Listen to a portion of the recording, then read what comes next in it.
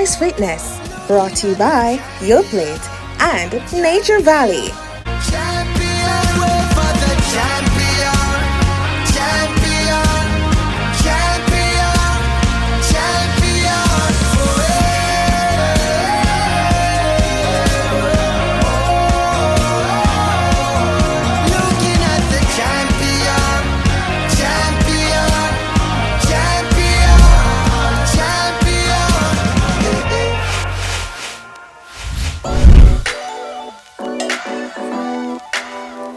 Good morning and welcome to another episode of Sunrise Fitness with the WellFit Club. I'm Camila McDonald, your personal trainer and your lifestyle change coach, here to lead you through another awesome workout. So I'm not a fan of fitness rules because we're all so different. We have different goals, different bodies, and different fitness levels. So setting hard and fast rules usually does not work. But there's one fitness rule that I set for myself and rarely ever break, and one that I'd love for us to cultivate together right here, and that is never miss a Monday.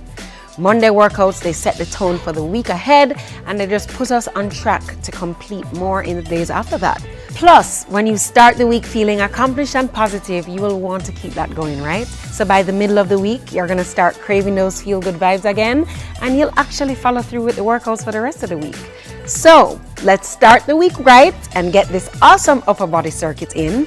You're gonna need your skipping rope, a pair of dumbbells, your mat, and a sturdy chair. So go grab your equipment and I'll see you right after the break.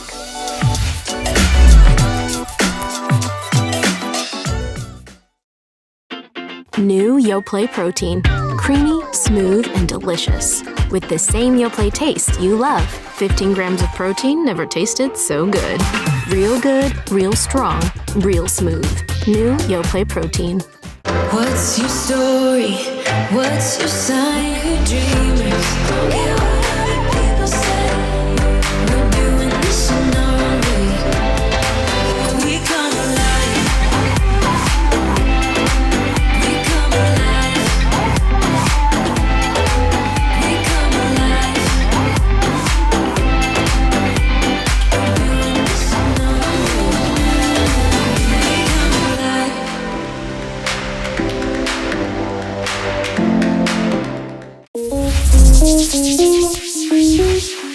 Welcome back. You're watching Sunrise Fitness with the WellFit Club, and we're gonna move right into our dynamic stretch. So get the arms across the chest right here, taking a deep breath in through the nose and exhale it out. Let's go again. Inhale through the nose and exhale it out through the mouth. All right, let's get the right shoulder moving forward right here. That's it. Very good. And let's take it back. Excellent. And let's take the left arm moving forward right here. Very good. Let's take it back. Very good. All right, we're gonna step right behind left. Arms raising up. Right here. I'm gonna start to get that heart rate up.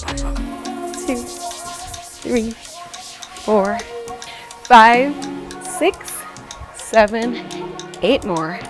8, 7, 6, 5, 4, 3, 2, and 1. Raise up and down. Very good. Breathing in through the nose, out through the mouth. Very good. Give me 8 more.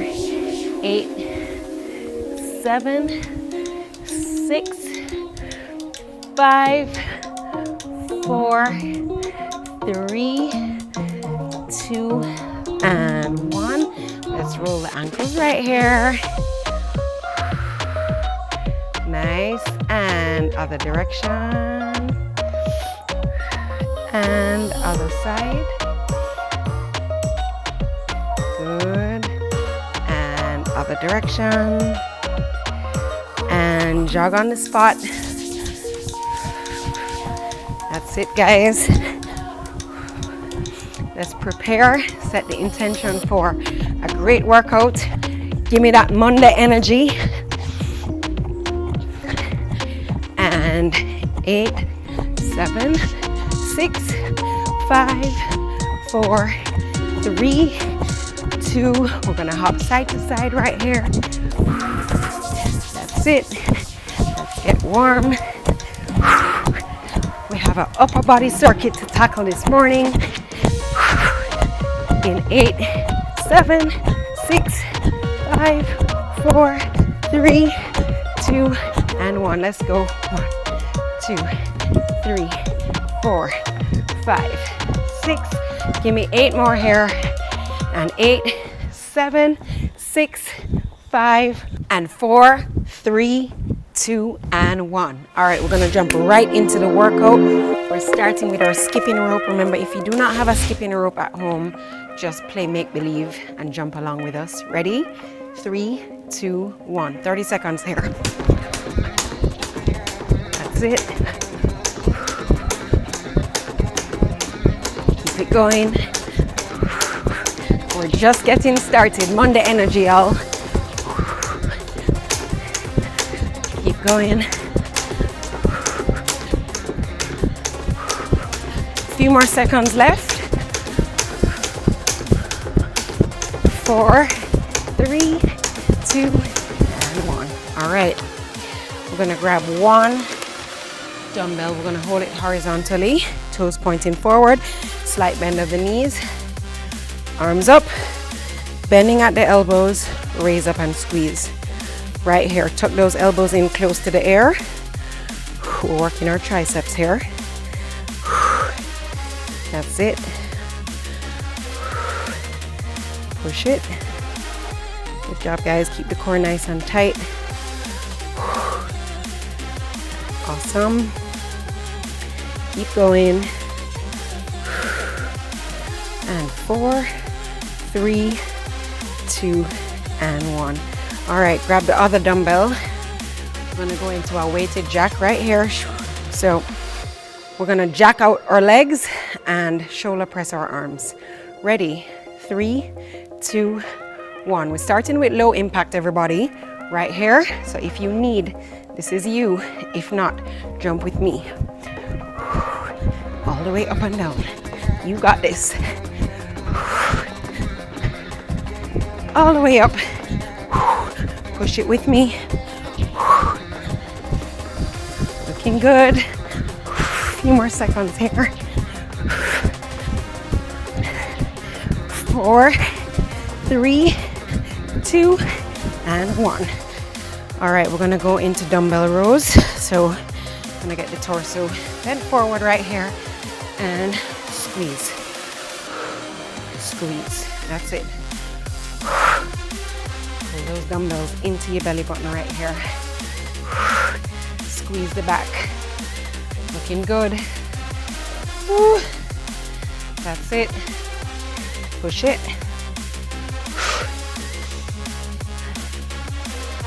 Almost there. 4, 3, 2, and 1. Now we're gonna go over to the chair. Let's take it over here. Make sure it's sturdy enough to manage your body weight. And we're gonna step up and curl. Ready? Up, curl, down. Up, curl, down. Alternate your step up foot. Up, curl, down.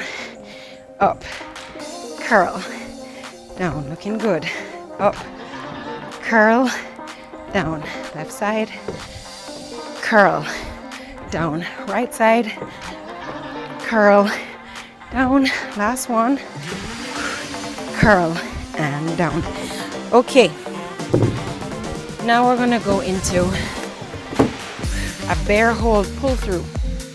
So we're using one dumbbell. We're gonna take it and we're in a bear hold right here. You're just going to put that dumbbell this side and then put it this side. That's it. Holding that core nice and strong. Looking good. Let's go. Push it. Keep going. A few more seconds here.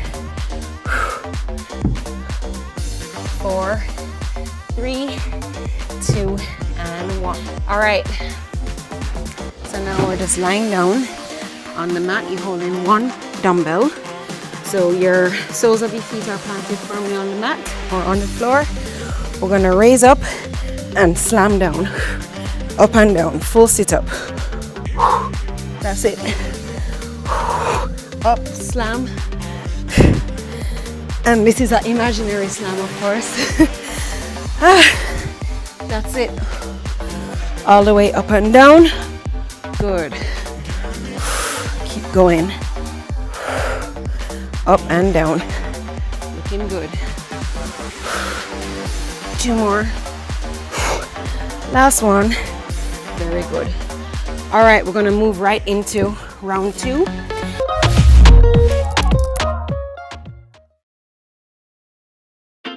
New Yoplait protein. Creamy, smooth, and delicious. With the same Yoplait taste you love. 15 grams of protein, never tasted so good. Real good, real strong, real smooth. New Yoplait protein. Our days get a little complex sometimes. Often so many things make sense, yet so many do not. We are being intentional about giving prominence to the big stories in order to clarify and enlighten.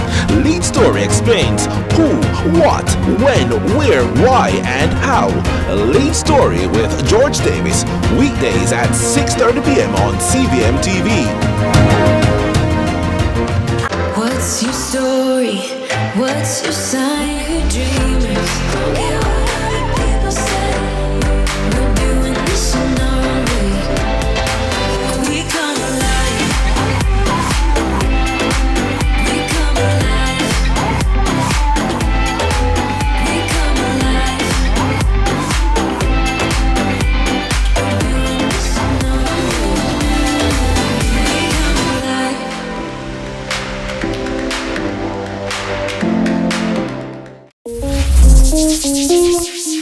Take a deep breath in through the nose, out through the mouth. Get ready to jump right back into ropes. In 4, 3, 2, and go. Looking good, guys. Push it. Work for those results that you want. You're gonna feel so good after this workout. Stay with me, stay with me. Give me everything you got, as well as that Monday energy. Looking good. A few more seconds here. In 4, 3, 2, excellent. All right, rope down, one weight is up. Get ready, tricep extensions, and go. Up. Up, good job. Up.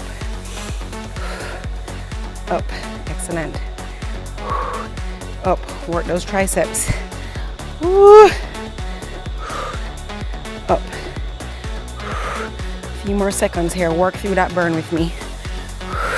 Keep those elbows close to your ears. 3, 2, and 1. All right, now we're gonna go into jumping jack, weighted. Ready? And go. Let's go, guys. Work through it with me. Shoulders are burning, heart is pumping. We are alive. Give thanks. Let's go. A few more seconds here. Looking good. 4, 3, 2, and 1. All right, row straight into it and go. Squeeze, squeeze, squeeze. Stay focused. Good. Push it. Let's go. We're almost there, guys. A few more reps, a few more rounds. We got this. 3, 2, give me one more. Excellent. All right, Get those chairs. Ready? All right. Straight into it. Up, curl, down. Up, curl, down. Up, curl, down. Up, curl, down. Let's go. Up, curl, down. Up, curl, down. Up, curl, down. Up, curl, and down. All right, move that chair to the side. We're gonna go into the bear hold, the pull throughs. Ready, and go. Let's go. Stay focused. Flat back, up on your toes. Good job. Hold it. A few more reps here. Push it. Looking good. Last one. Excellent. On your back, on your mats. Let's go. Ab slam.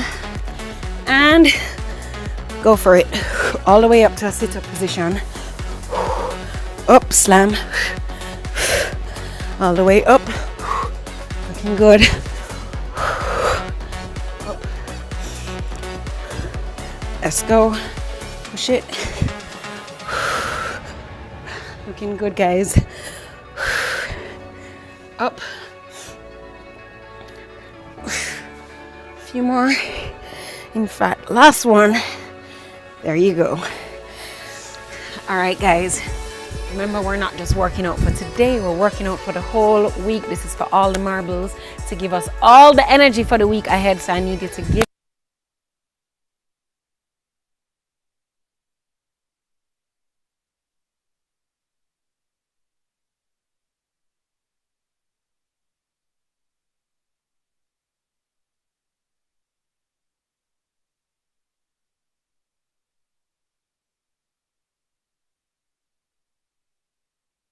We got this.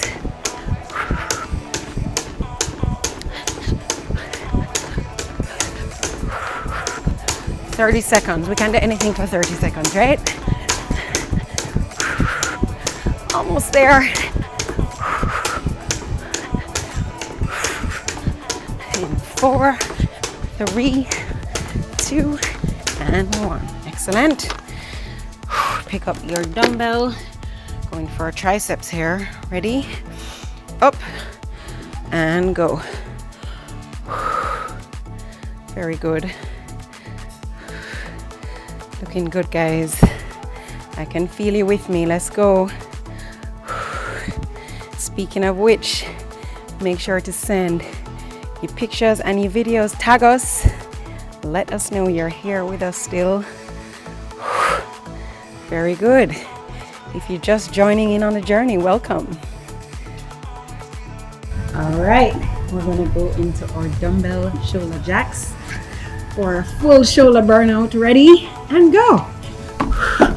Remember, you can step right and left, alternating if you need low impact. No excuses. It's never miss a Monday, y'all. Let's go. Looking good. That's it. Keep it going. Few more seconds here. You got this. 4, 3, 2, and 1. Excellent. Dumbbell rows. Ready? And go. That's it. Push it. Let's go. Squeeze. Visualize that upper back getting strong and toned. You got this. 4, 3, 2, and 1. All right, get ready with this chair. Step ups, straight into it, and go. Let's alternate the step up leg. Up. Very good. Up. Down. Up. Down. Up. Down. Up. Down. Up. And down. All right. Get that. Let's get the chair aside. Pick up your dumbbell for our bear pull through. Up on your palms, dumbbell in the right, and pull it over to the other side. Stay strong. Sit. Big reach. Good job. Flat back. We're almost there. Good job, guys. Everywhere is burning. You're doing well. Last one. Good job. All right, same dumbbell. Line on your backs. Straight into it. Ready? All right, all the way down. Up. Dumbbell slam. Up. Use your core to get up. There you go. Looking good. Up and down. There you go. A few more seconds here, guys. You got this. Up. Looking good. Last one. And up. Awesome job, guys. That is how we start on Monday right here at Sunrise Fitness. Let's go into our stretch. We're going to start with some deep breaths right here. Breathing in through the nose. What a workout. Out through the mouth. But we got through it. Let's go again. In through the nose. And out through the mouth. Let's get up slowly. And roll up. Let your neck be the last thing to come up. And let's take the right arm. Stretch the triceps. Very good. And the left. Good. And very good. Let's just stretch the quads. Remember, we're gearing up for a positive week. Set your intentions. How many workouts are you going to get in this week? Hopefully you'll join us. We're here Monday to Friday, 5:30 a.m. to 6 a.m. Starting your day off right. Let's stretch the hamstrings right here. Hold it. 4 more counts. 3, 2, and 1. Let's walk it over to the right. Hold it here. For 4 more counts. 4, 3, 2, 1. Hop together. Roll up. And let's roll the neck around. Other direction. Let's take a last inhale through the nose. Exhale it out. Give yourselves a clap. Thank you for starting your Monday with us. Don't go anywhere. We'll be right back after the break with today's well-fit pillar of the day.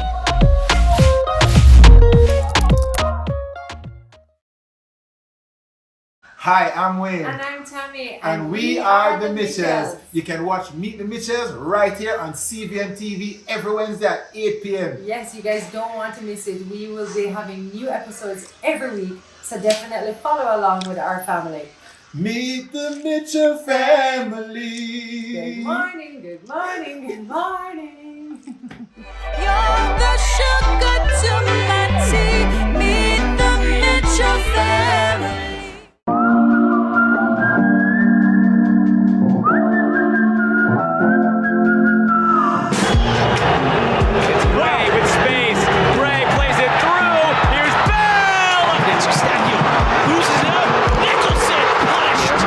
Chance here from outside! Raise ball into the middle, it's a free header, and it's a goal! I am the only dog. But I'm going to fix our business fair, you know. More comfortable.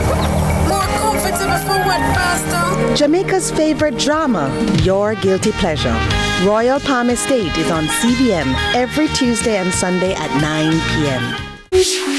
Welcome back to Sunrise Fitness with the WellFit Club. I'm Camila McDonald, your personal trainer and your lifestyle change coach. And today we're continuing our journey towards vibrant health and well-being by exploring our Live Well pillar and diving into the wonderful world of gardening. As far as health and wellness is concerned, gardening is not just about cultivating plants. It's a powerful way to build strength and nurture your overall well-being. When we think of building strength, we often picture weightlifting and intense workouts. However, gardening can be an equally effective way to work those muscles and achieve a full body workout. Think about it. All the moving around, the digging, the planting, the tending to your garden, it involves various muscle groups. Your arms, your shoulders, your core all get a fantastic workout. Not to mention the leg muscles getting toned and the calories that are burnt while squatting and bending. Gardening is truly nature's gym.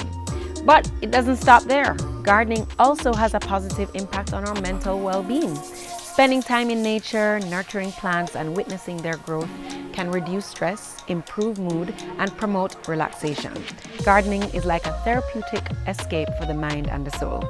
Seeing your garden flourish will, of course, also fill you with an incredible sense of accomplishment and purpose. It's your personal oasis where you connect with nature and feel the rhythm of life. So let's grab our gardening tools, embrace nature's gym, and sow the seeds of wellness. As we continue our journey towards vibrant health and well-being, remember that every sunrise brings new opportunities to grow, just like the beautiful plants that we nurture. I'm Camila McDonald, urging you to stay well, stay fit, and seize the day. We'll see you for another workout and wellness session soon.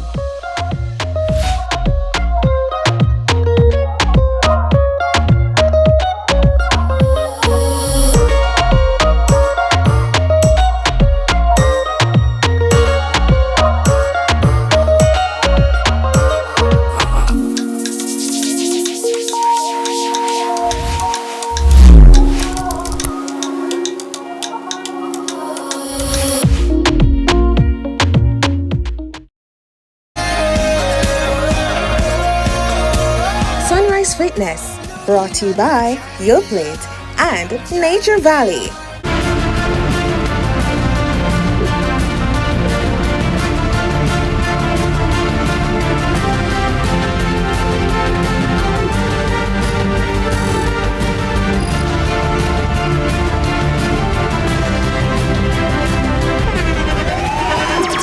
The internationally acclaimed On Stage with Winford Williams. At a new time, Saturdays at 8 p.m. on CVMTV. So much more than entertainment.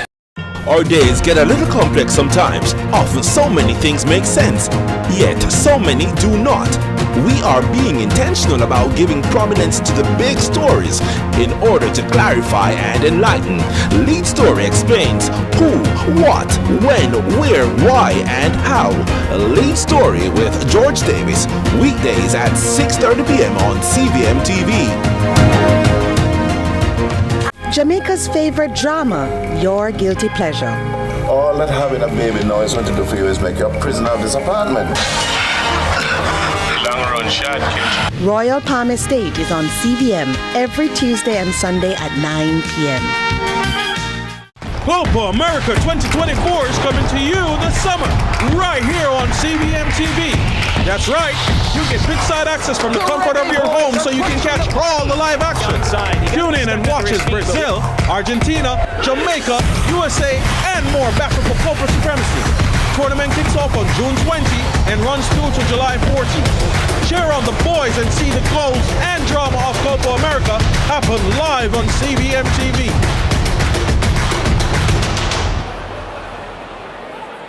I'm Celine Gordon, host of Holy Road. Hey everybody, what's up? It's your boy John Mark Wigan, host on the show Holy Road. Listen, people need to know what's happening in the churches and in ministry in all of Jamaica. It's an absolute blessing. We're really excited to share this. Tune in to CVM See It Happen. It's really, really nice. May I have to say it twice. The time by Jamaica Mountain Peak Golden Turmeric Latte is 6 o'clock. We're moving moving off at lightning speed, yeah. Take a seat and wait till I'm ready. I'm coming, so hold on steady, yeah. Big ship sailing on the ocean. We don't need no commotion. Big ship sailing on the ocean. Whoa, whoa, yeah. Say big ship sailing on the ocean. Big ship sailing on the ocean. Big ship ready in the morning. I'm liking this vibe, and if you're gonna pick up a big ship aesthetic throughout the whole show today, because we have a theme, a nautical theme, a port yeah, theme. Man, it's feeling shippy in here. Yeah. It is definitely one of those mornings. Rise and shine, sunrisers. It is a beautiful Tuesday morning in June. You ever notice that June people feel like and Jesus went to Bethlehem Primary? Like people who born in June just think that they're the most effervescent, lovely. Oh, you know, I'm a June girl. Like sounding a little bad mind over here. You know, I'm just saying it's just sounding a little bad mind. Hold on, remember say me born in November. You know, remember say me say Scorpio. I have no reason to be bad mind about anybody born in any. Allow the June people to live their best life. But it's just hilarious how much they think that. To be fair, I do like June people. Good morning, June people. June people feel like because they're born in the summer, and you know, there's something special about being born in the summer. Good morning to everybody born in June. All who born in June, skip around. Wait. I'm March now. Yeah? No, you're March? Yeah, yes, you're March. We don't skip around for Juners. Yeah. How are you though, Dennis? I'm good. How are you doing? I'm good. It's nice to see you in this capacity. It's always a pleasure to be here in this capacity. Indeed, and it is going to be a special morning, as I did say. Yes, I'm looking forward to it. Port Authority of Jamaica, there's a whole takeover this morning. So if you're wondering, what the whole nautical theme that I was talking about is about, you'll have to stick with us to find out. I'm excited. I want to learn some more about the Port Authority. I feel like, since I'm expecting shipments for myself, I'm speaking it into being. Well, if you want to connect with the Port Authority, that sounds like some big shipments. Hey. Hence, the Freddie McGregor and the Big Ship family bringing us in this morning. But lots of stuff happening. Your motivational quote of the day, for instance. I love it. Your motivational quote of the day is: if you can't fly, run. If you can't run, walk. If you can't walk, then crawl. But whatever you do, you have to keep moving forward. I have a dream. Right. Different speech, but same person. I see that. That's Martin Luther King Jr. Martin Luther King said that. So you got to keep moving forward. Don't stop. No, but it's a real thing. And especially now, there's so many people going through so many things. So if you are one of them going through a ton of stuff and you're like, no, man, this is rough. The place feels heavy. With a lot of things happening and a lot of things going on, and just feel like thing after thing after thing. Keep walking, keep crawling, keep moving, because trust me, moving. Just don't stop. I was saying it in relation to fitness, and I was saying, some of the times you get to a point, you're working out, you're in the gym, and you're doing that diet, and you started seeing progress, then you're just seeing nothing. Nothing's happening. And I'm saying keep going. Because one thing's for certain, you're not going to get to your goal if you stop. This is true. So don't stop. And keep going. A lot of times I feel like people are like, I'm not making enough progress. This is not happening fast enough. Yes. This is not, the moves aren't big enough. Yes. But the movement, it might be moving a little, but at least you're moving. But, your perception of not moving fast enough or big enough or strong enough, how do you judge fast enough?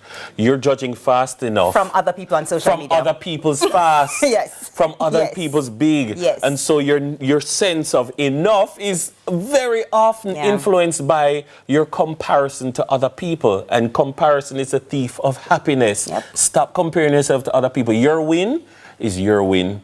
Celebrate your win relative to where you were at a previous time. As I always say, take the nice picture of the mirror. Stand up in front of the mirror and take the picture. You know why? Because you're looking at yourself today and you're thinking, geez, and then guess what? Next year when you look at you'll be like, Man, if I could look back like if I could look at the version of myself. I am sure ladies can relate to this. If I can look like the version of myself in 2019 that I was cussing, I would give anything. You're on a diet and you're like, I'm so fat.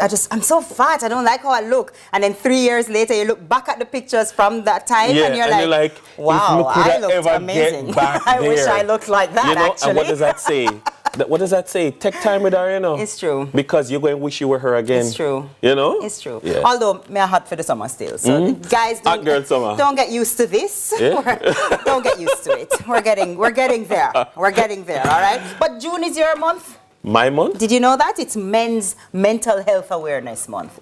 I'm glad that there is actually a mental health awareness month, but I'm more glad that there is a men's mental health awareness month, because the truth is that men's mental health is an oft ignored aspect of mental health, and because of our socialization, because of certain facts of how culture is structured, we tend to subvert men's mental health, and men then have are experience mental ill health as a result of that. So every year 1 in 4 men experience a mental health problem, but too many of us fail to get help when it's needed. And so in this month we try to tackle and break stigmas and, share stories, checking on your friends, because you never know truly what they are going through. I always say everybody at any given time is going through something that you have absolutely no knowledge about. And when somebody asks you, how are you? Are you okay? Don't say, if you're not, well, depending on the person, if you're not, say you're not. I feel like it's so, I'm a good man. I'm a good man. Everything good, Mama Chris. That's the answer that a lot of men give you. And you're like, okay, I guess so. True. How do we help you? How do, as your fellow, female partner, how do we help you if you don't share with us that you need help? True. You have to facilitate sharing. So ladies, when it is that we ask and we get the answer, you can't say, that's about foolishness. You have to listen to understand, because if one thing is for certain, and 2 things is for sure. If a man open up to you and you respond the wrong way, it's over. You're never getting that again. Never again. It's over. Never again. So for us, for Mental Health Month, ladies, let's A, ask a gentleman how he's doing and mean it, and B, have a nice peaceful space for him to respond. Make sense? Listen to understand. Listen to understand. And it's also the 2024 Atlantic Hurricane Season launch. It officially kicked off. It started from June 1. In June 1. June 1, and it goes to the 30th of November. Yeah, so the National Oceanic and Atmospheric Administration, the NOAA, at the Climate Prediction Center predict above normal hurricane activity in the Atlantic Basin. I'm a little excited about that, actually, and not because I want a hurricane, but boy, oh boy, could we do with some rain. Right, Dennis? We could do with some rain. We need it. Yeah. We need the rain. I mean, a lot of farmers are praying for the rain. A lot of people are experiencing water problems, are praying for the rain. So bring the rain without the hurricane. I hope it's not a busy. But the thing is that when you see the level of heat that we're getting, it makes you concerned about the possible intensity of the hurricanes that we are likely to experience. No. The hurricanes that are likely to form, but not that we are likely to experience. There is power in the word, Dennis. No, what will happen? You see, there's power in the science. They'll form. It will bring rain, but there will be no destruction, and all will be well. Yes. Amen. Yes. Amen. Amen. Amen. Thank you. Speak it into being. Thank you. All right.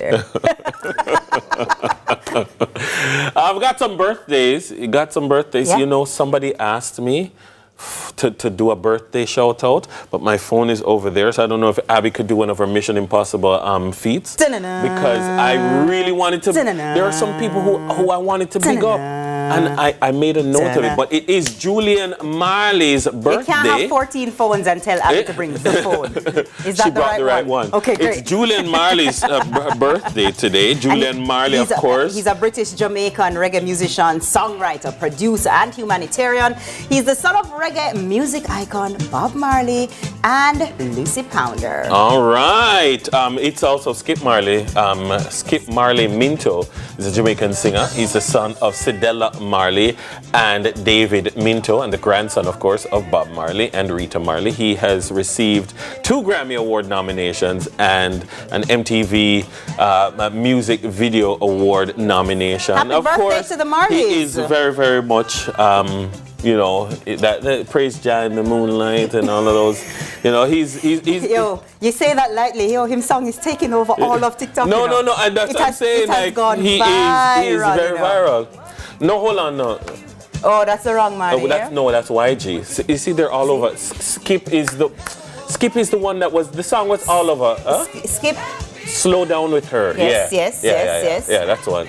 Let me tell you why you mix them up. Because all of them have big tune. And they're all at the same time. Track. They're all at the same so good. time. So happy birthday to the Marleys. The Marleys. I'm going to say happy birthday to Rush Mackenzie or Roche Mackenzie, coming from her mom in Montego Bay. May she be favored with more wonderful and healthy years coming from your mom and your sisters. Also, there's a beautiful little girl that I wanted to give a special shout out. She's having her breakfast right now. What she always has her breakfast and watches sunrise. Her mom Terry-Ann tells me. Her name is Jamelia Jones. So a special good morning. She's having her breakfast before heading out to school. Good morning, Jamelia Jones. I'm hoping that you have an absolutely wonderful day and your mom is a star. Terry-Ann, good morning. You know why you're a star. Hey, I love that. Indeed. And Natnell Mitchell, speaking of family. So Natnell Mitchell Morris, birthday greetings are coming to you from hubby Michael Morris. Okay, Michael, we see you. All right. Happy birthday, lady. So Dennis, I must say this morning. What color is that dress? Dennis, don't do me that. Jane, our stylist, then. It looks like mint. It's mint. I said it first. No, you know what? You know what? I must say this morning it's a lovely has me feeling a mix of feelings. Look on that. That's our birthday vibe. It's a birthday vibe right there. It's a vibe. Happy birthday and if we didn't call your name or whatever, and it's your birthday today, happy birthday, and we hope it's a wonderful day for you. Awesome. Except for Dennis, who think that, then June people go on like them, but I'm wishing you happy birthday. So Dennis, I must say this morning has me feeling a mix of feelings. All right. Right? All so right. run the track selector, make us see what go on. Like we see. Mixtape time. Mixtape time.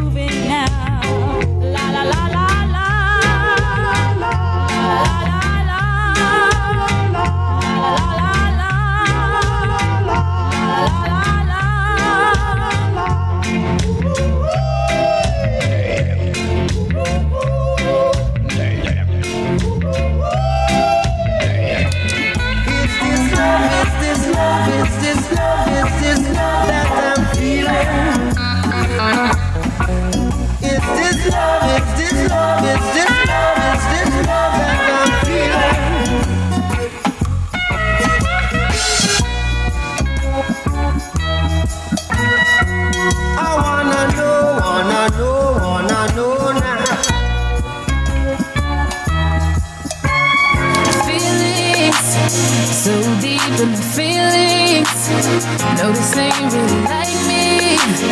Can't control my anxiety. Feeling like I'm touching the ceiling. When I'm with you, I can't breathe. Boy, you do something to me. Ooh, no, I'll never get over you until I find something. The new KFC Pizza Zinger. Crispy, spicy chicken topped with marinara sauce, mozzarella cheese, and pepperoni in a brioche bun. Available for a limited time. KFC, it's finger-licking good.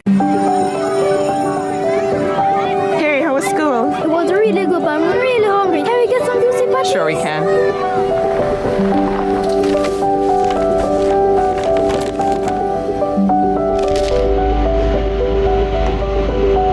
We never see a boil up patty like you.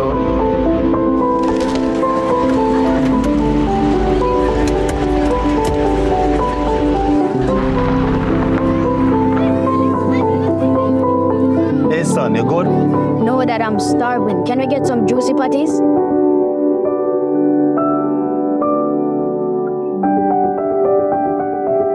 Celebrating over 40 years of everyday moments. Maybe it's time to explore your options. There's no harm in reviewing your mortgage arrangement and considering a better deal. CIBC Caribbean can help you narrow your search and decide. Switch your mortgage to CIBC Caribbean and enjoy a special interest rate and help towards your switching cost. Visit CIBCFCIB.com/inspired home for more information. Conditions apply.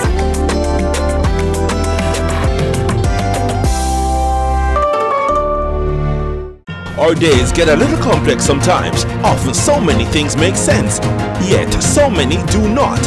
We are being intentional about giving prominence to the big stories in order to clarify and enlighten.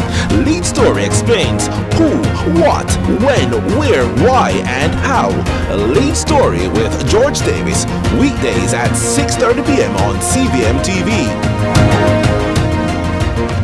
What's your story? What's your sign? You're dreamers. Don't care what other people say. We're doing this in our own way. We come alive. We come alive. We come alive. We're doing this in our own way. We come alive.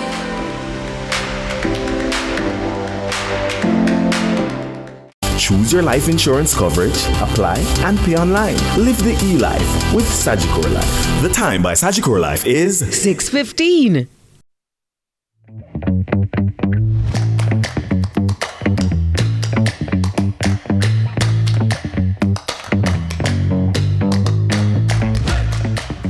Good morning. Thanks for staying with us here on Sunrise. Welcome back. The time is 6:17. It is 24 degrees Celsius here in Kingston, 25 already out west in Montego Bay. And if you're just joining us, it's now time for the headlines with T to the K. Good morning again. Good morning, one and all. While we're in the break, I had to stop over to our YouTube page. Let me tell you, the YouTubers, Sunrise it's YouTubers. Live. It's live. On a festive, you know? It's live. On a festive, we're not gonna tell no lie. So we'll have some YouTubers that follow us. A lot of you come and follow us every morning, and they're hilarious. Sometimes I'm just in the comments listening and watching, hilarious. A lot of greetings from Mrs. Kitty as well. So Mrs. Kitty, you're missed as always, and we're looking forward to seeing you, yeah? Indeed. But let's jump into it. So panic sets in, unidentified remains found. In a recent update, a sex offender has admitted to his involvement in Daniel Anglin's missing persons case. This from Deputy Commissioner of Police Fitz Bailey. The St. Peter Claver primary school teacher, 29-year-old Daniel Anglin, disappeared last month after allegedly leaving home for school but not reaching her destination.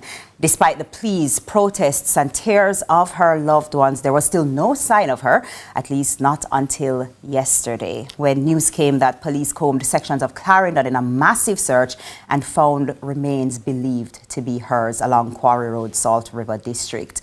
DNA testing is to be done to confirm if this is in fact the missing educator. Information is that a suspect is in custody in relation to the teacher's disappearance.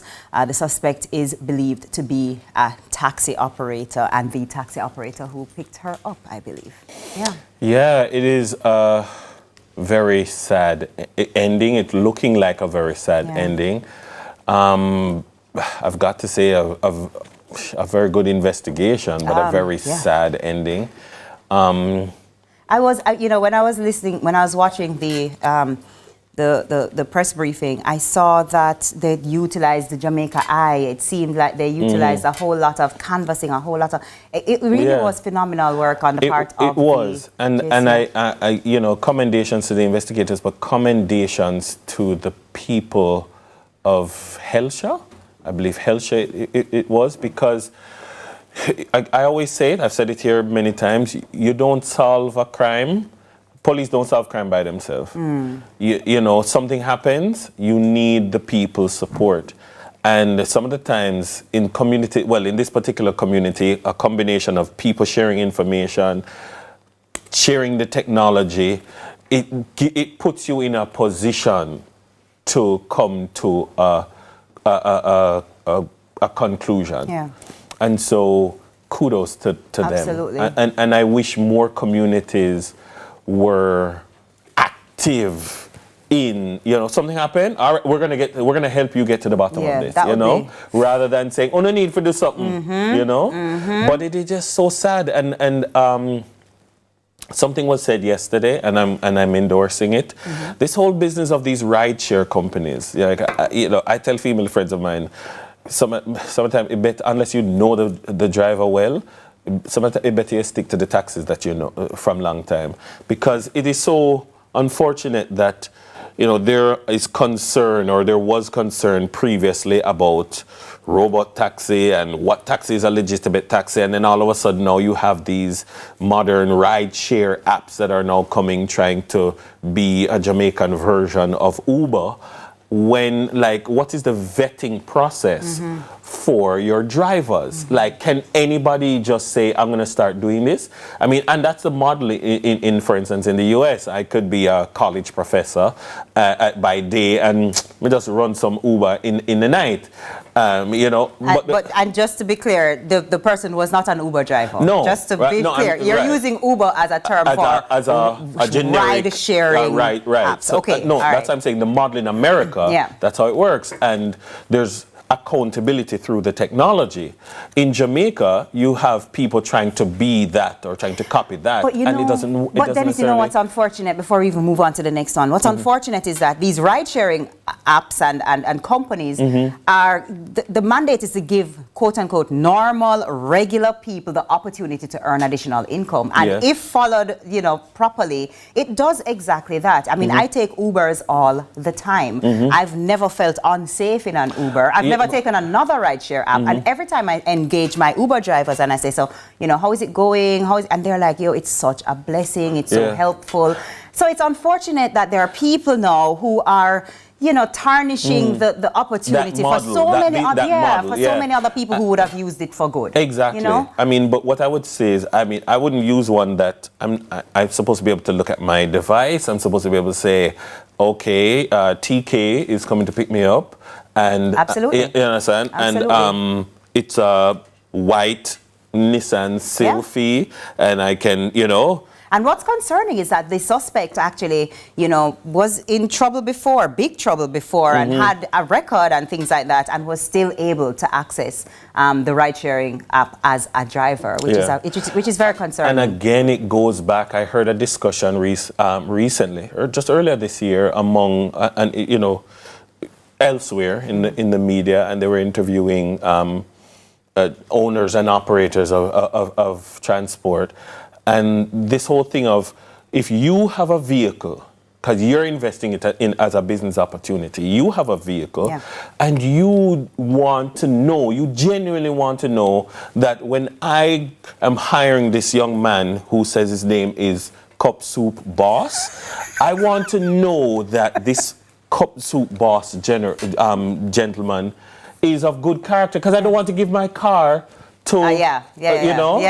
No, I know exactly what you mean. So you want to be able to do some background checks to make sure, because when you call the owner of the vehicle, like, I don't know, I don't know, you know? Absolutely, I can understand that. But let's see. I know DNA testing will be done, and so we'll have some confirmations on that coming up. So next up, stick up Portmore MoneyGram robbery In the latest major money heist on Block B inside the Portmore Mall, Portmore St. Catherine, gunmen made off with an undetermined sum of money from the Alliance MoneyGram outlet.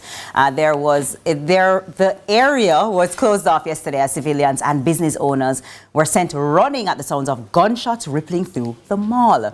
Reports are that armed men entered the Alliance MoneyGram outlet inside the mall at around 11:15 a.m., which is crazy to me, but demanding money from the tellers. Deputy Superintendent of Police, DSP Earl Grant, in charge of Zone 2 St. Catherine South Division, told the media that the two men entered the establishment wearing masks before brandishing their weapons.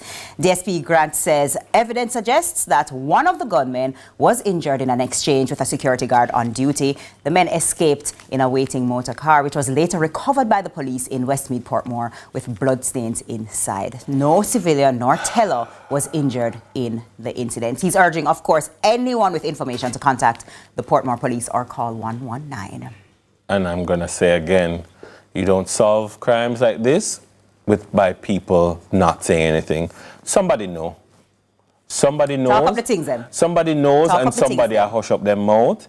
And these are the same people, when another crime is committed, they're going to say, the police need to do something, or the government needs to, everybody needs to do something except you. Cannot be. You know your brother or your cousin or your baby father was one of them. You know, because you help him sew up the wound because there's evidence that somebody was injured in the car. You know, and you're doing nothing, and you're enabling them to do it to somebody else. But when somebody do it to you, there's a hue and cry. I think we all need to be our brother's keeper and stop giving criminals safe passage and giving them succor. Yeah, makes sense. Yeah. Well said. There's nothing else to say after that. Let's take a break. After the break, we'll take it a step further and hop on board to discuss the economic impact of Pilotage services. See you on the other side.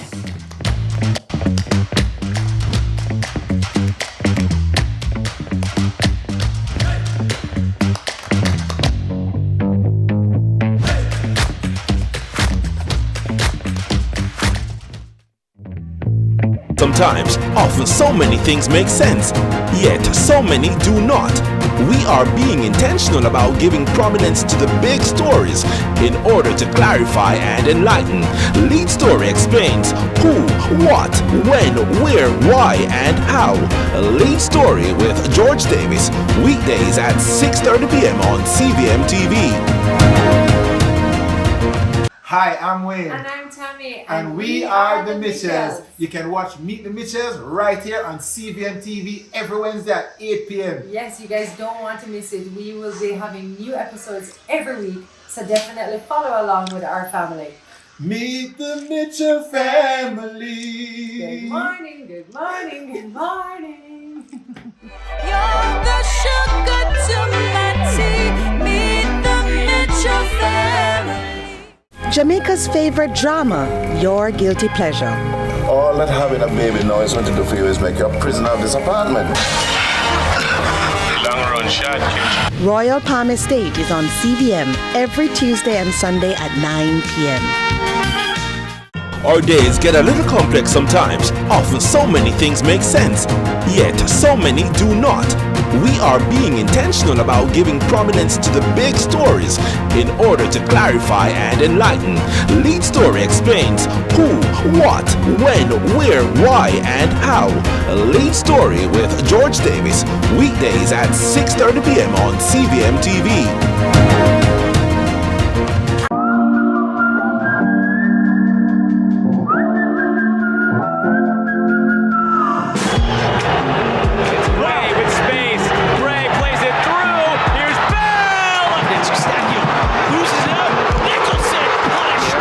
Chance here from outside!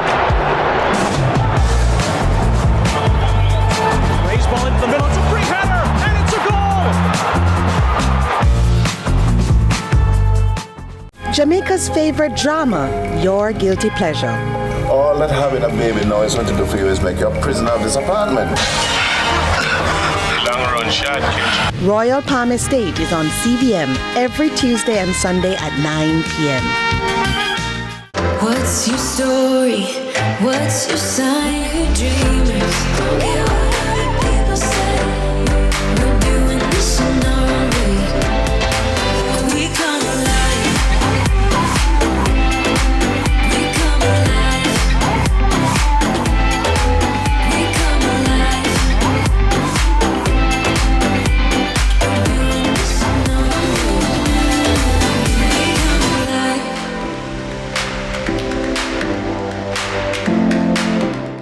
Hollywood has never been this good. Catch Made for Each Other weekdays at 12:30 p.m. on your drama station. Brought to you by Hyundai Island Conditions apply.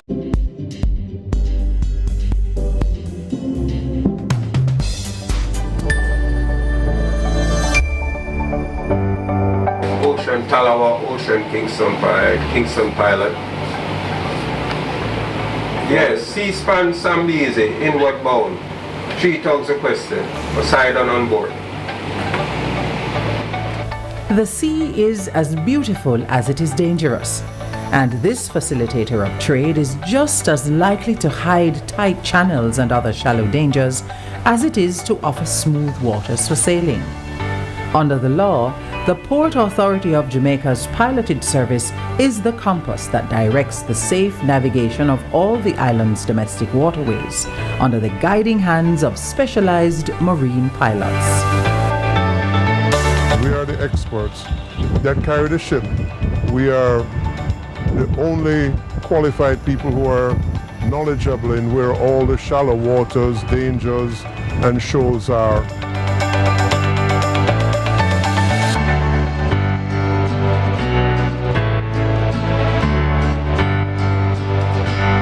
My job is to mainly dispatch the pilots to navigate vessels in and out of ports around the island.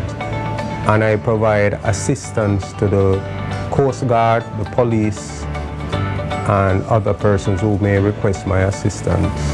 When I come here and take over this desk, it's no joke. You know, I'm responsible to assist the pilot in any way possible so that we can ensure that the vessel or vessels are navigated safely. No two ships are the same.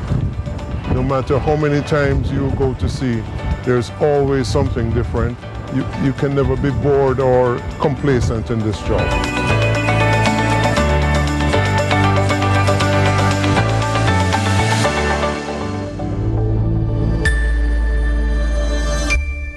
Welcome back to Sunrise. Now, the Port Authority of Jamaica is known to be the government's chief maritime agency responsible for the regulation and development of Jamaica's port and shipping industry, with a vision of becoming the Western Hemisphere's premier institution of maritime excellence. Now, while the agency plays a key role in national development, it has specific responsibilities that include port security, the safety of all vessels navigating Jamaica's ports, the development of special economic zones, and logistics. So, joining us for a literal deep dive this morning is Dr. Hortense Ross Inararity, the Superintendent of Pilotage at the Port Authority of Jamaica. How are you?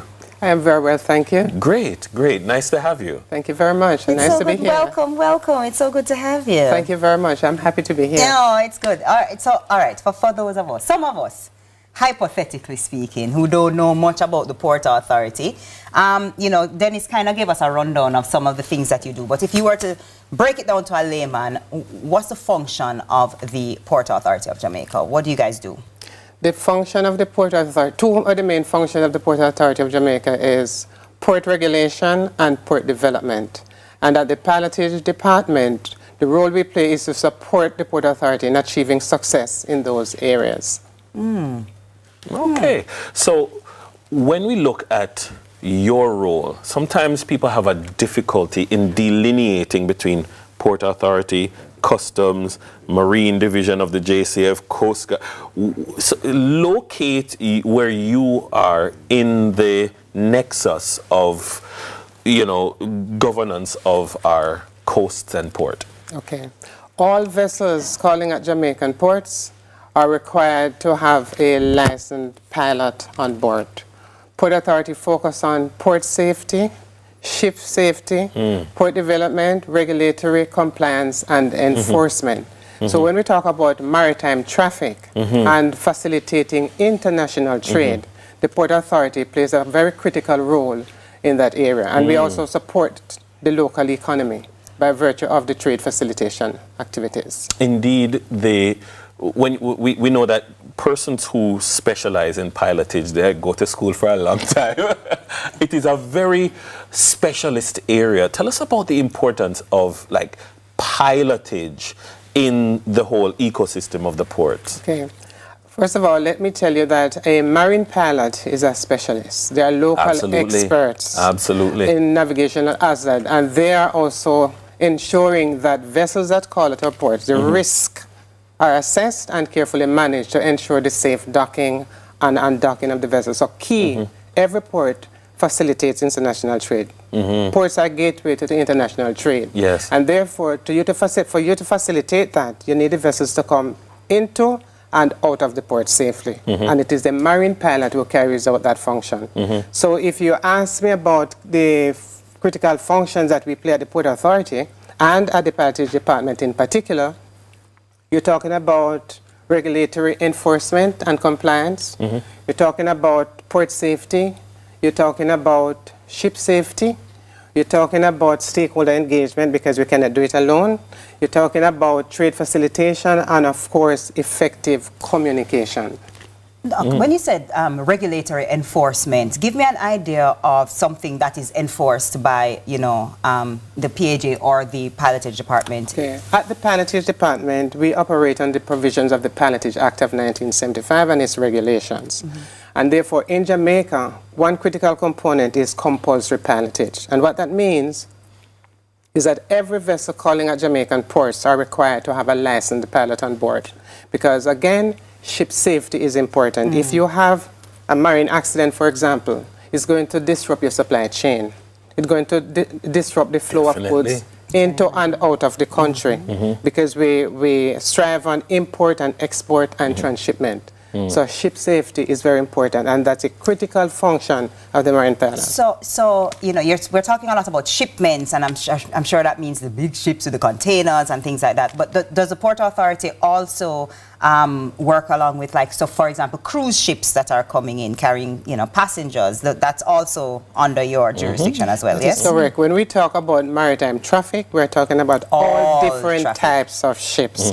Unfortunately for us in Jamaica, we have different types of ports, different types of cargo being imported and exported, and different types of ships. So we have the cruise ships, so we have cruise ship terminals. We have dry cargo vessels like for Discovery Bay, for example, bauxite. We have liquid bulk for the oil that Petrojam imports and distributes, so we can drive our cars and all of that. And we have the container vessel, and we have a specialist container terminal at KFTL. That's a dedicated container terminal. And at the same time, we also have Kingston wharves that receive different types of ships. The cars and the lorries and the buses and so on, most of those cargo are imported at Kingston wharves. One thing that I find fascinating about what you do, and you probably take these things for granted, is knowledge of the lanes of, because this is an aspect of pilotage, that you know the where the ship is supposed to go, because the port is of a certain depth, and you know what kinds of ships are supposed to go there. And so if it's at Ochi, at the pier, if it's at Falmouth, at the pier, you have your trained pilots know exactly where to pilot the ship to go. And, you know, that level of familiarity with the space and that level of communication, there's so many things going on at the same time. That takes a lot of training. Are we producing more pilots, marine pilots for the industry? That is correct. That is correct. Actually, currently we have 7 apprentice pilots in training. Whoa. Yes, and 3 are being examined as we speak. And you are correct. It is a very demanding, very detailed job. A vessel, a ship that calls at our port, the value of that ship is several million US dollars. Yes. And the cargo on board values a lot. Therefore, the safety of the ship is very important. And as I said before, marine pilot and the service they provide is critical to port safety and ship safety. We cannot afford marine accident and incident because it disrupts everything. Our country, the economy, depends on us because we facilitate trade. Yes. We are trade facilitators. Think about a the Dolly accident in Baltimore and the impact it has. And we're an island state. It will cripple our economy. Indeed. So we strive to, so piloting is about risk assessment and management. That is fundamental to what we do. And once we get that right, all the other benefits accrue. Because then you have this smooth flow of goods into and out of the port. You have vessels coming in, spending less time in port. That is what you want because it markets your port. And so you get new customers, retain the existing one, and the reputation of your port is enhanced. I love that. I learned something. I honestly knew so little about this, so thank you so much. That was really, really helpful. That was Dr. Hortense Ross in Rarity, Superintendent of Pilotage. Pilotage at the Port Authority of Jamaica. So, all right. All aboard, all aboard. On the other side of the break, it's time for Breakfast is Served with Shelly Shores. Shelly Shores, all right. You don't want to miss this. I don't want to miss this. Stay with us.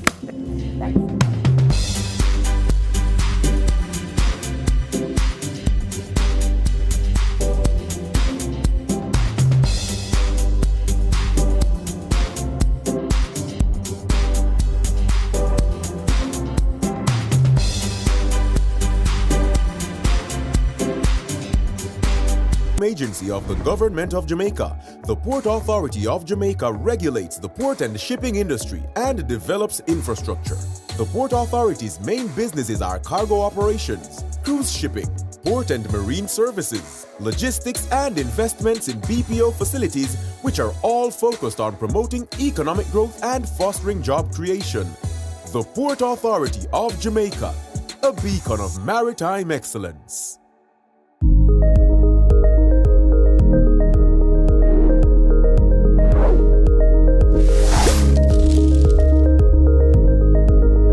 It's MSW Events' 10th year anniversary, and we proudly present our signature mass wedding, 14-14-14. This June, Jamaica witnessed 24 deserving couples become one in an unforgettable ceremony. Save the date as we embark on an enchanting journey to June 14, 2024. Our days get a little complex sometimes. Often so many things make sense, yet so many do not. We are being intentional about giving prominence to the big stories in order to clarify and enlighten. Lead Story explains who, what, when, where, why, and how. Lead Story with George Davis, weekdays at 6:30 p.m. on CVMTV.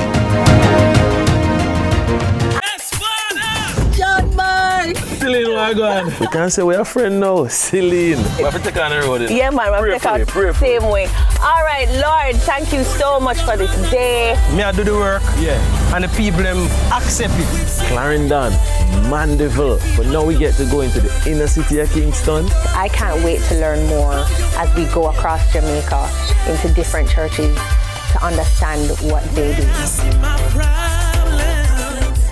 Hi, I'm Wayne. And I'm Tami. And we are the Mitchells. You can watch Meet the Mitchells right here on CVMTV every Wednesday at 8 p.m. Yes, you guys don't want to miss it. We will be having new episodes every week, so definitely follow along with our family. Meet the Mitchell family. Good morning, good morning, good morning. You're the sugar to my tea. Meet the Mitchell family. What's your story? What's your sign? You're dreamers. Don't care what other people say. We're doing this in our own way. We come alive. We come alive. We come alive. We're doing this in our own way. We come alive.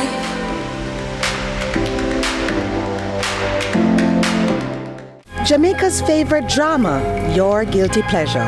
All that having a baby now is going to do for you is make you a prisoner of this apartment. Long run shot, kid. Royal Palm Estate is on CVM every Tuesday and Sunday at 9 p.m.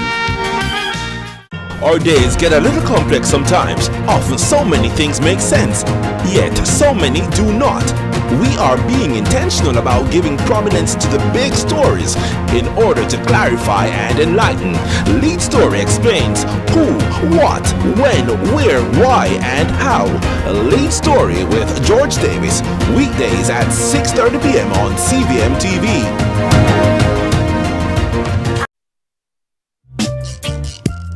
Big ship sailing on the ocean. Whoa, whoa, whoa.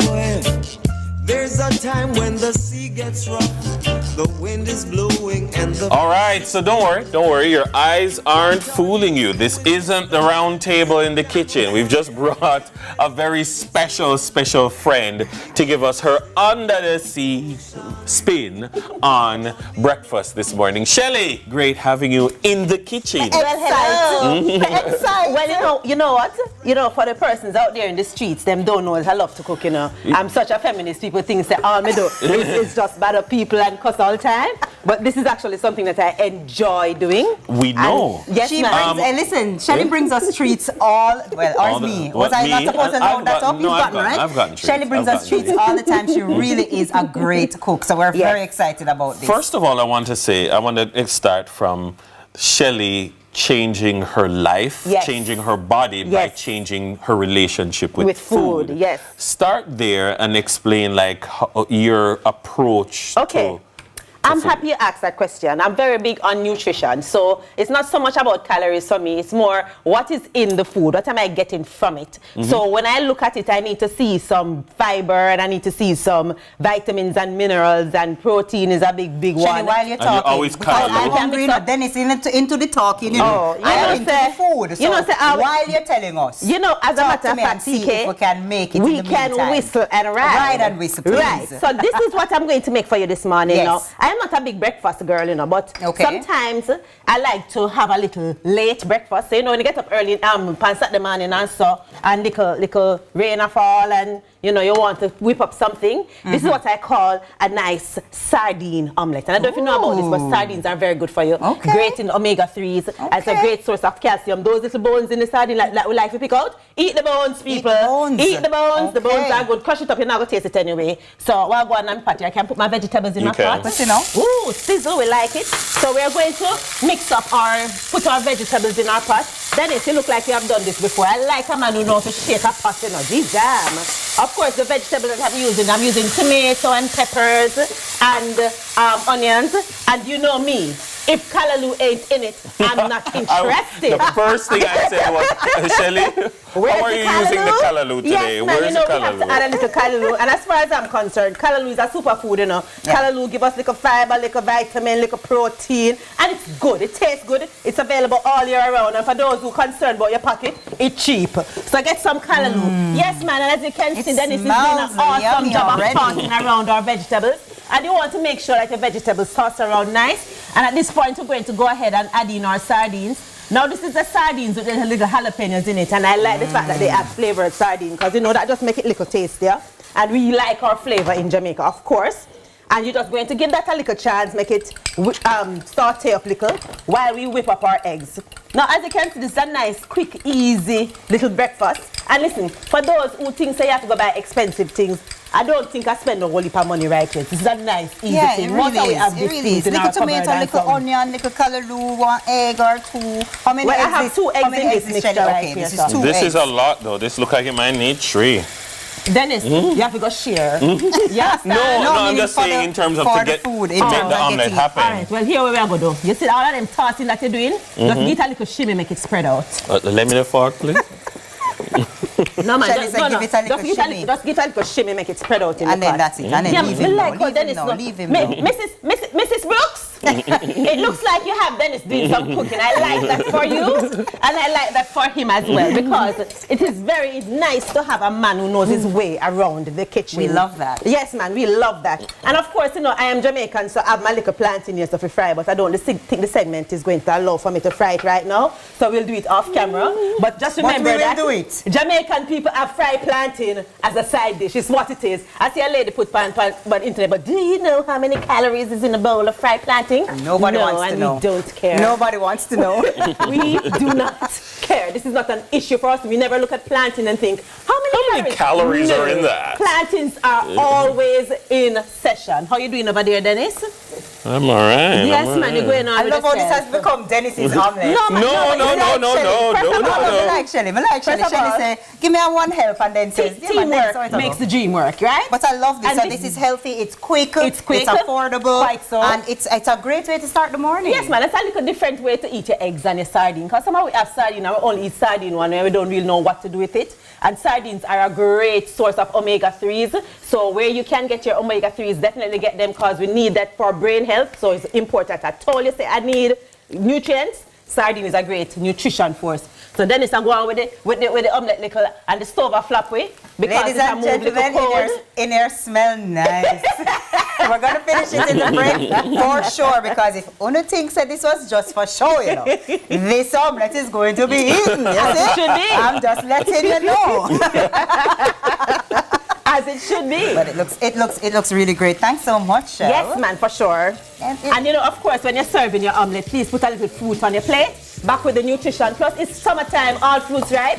So definitely enjoy your fruits. Jamaican fruits, we have our watermelon, and in this case, I have a little bit of grape, which is not very Jamaican. But now where you said, how to eat the apple in season, you can't eat that too. Everything I eat. Thank you so much. No, thank you for breakfast, because we'll definitely be having it. That was our very own Shelly Ann Weeks, and let's call her Master Chef. I'll take it. After the break, we'll take it a step further and hop on board to discuss the economic impact of Pilotage services. See you on the other side. Yes. Oh, the kitchen smells like lemon. Big ships sailing on the ocean. We don't need no commotion. Big ships sailing on the ocean. Get ready, cause we're moving. Big ships sailing. The new KFC Chizza Zinger. Crispy, spicy chicken topped with marinara sauce, mozzarella cheese, and pepperoni in a brioche bun. Available for a limited time. KFC, it's finger-licking good. At MSW Events, we believe that every love story deserves a grand celebration. And so, we invite you to be a part of this unforgettable experience. Whether you're saying I do for the first time or renewing your vows, MSW Events knows how to turn your special day into a truly unforgettable experience.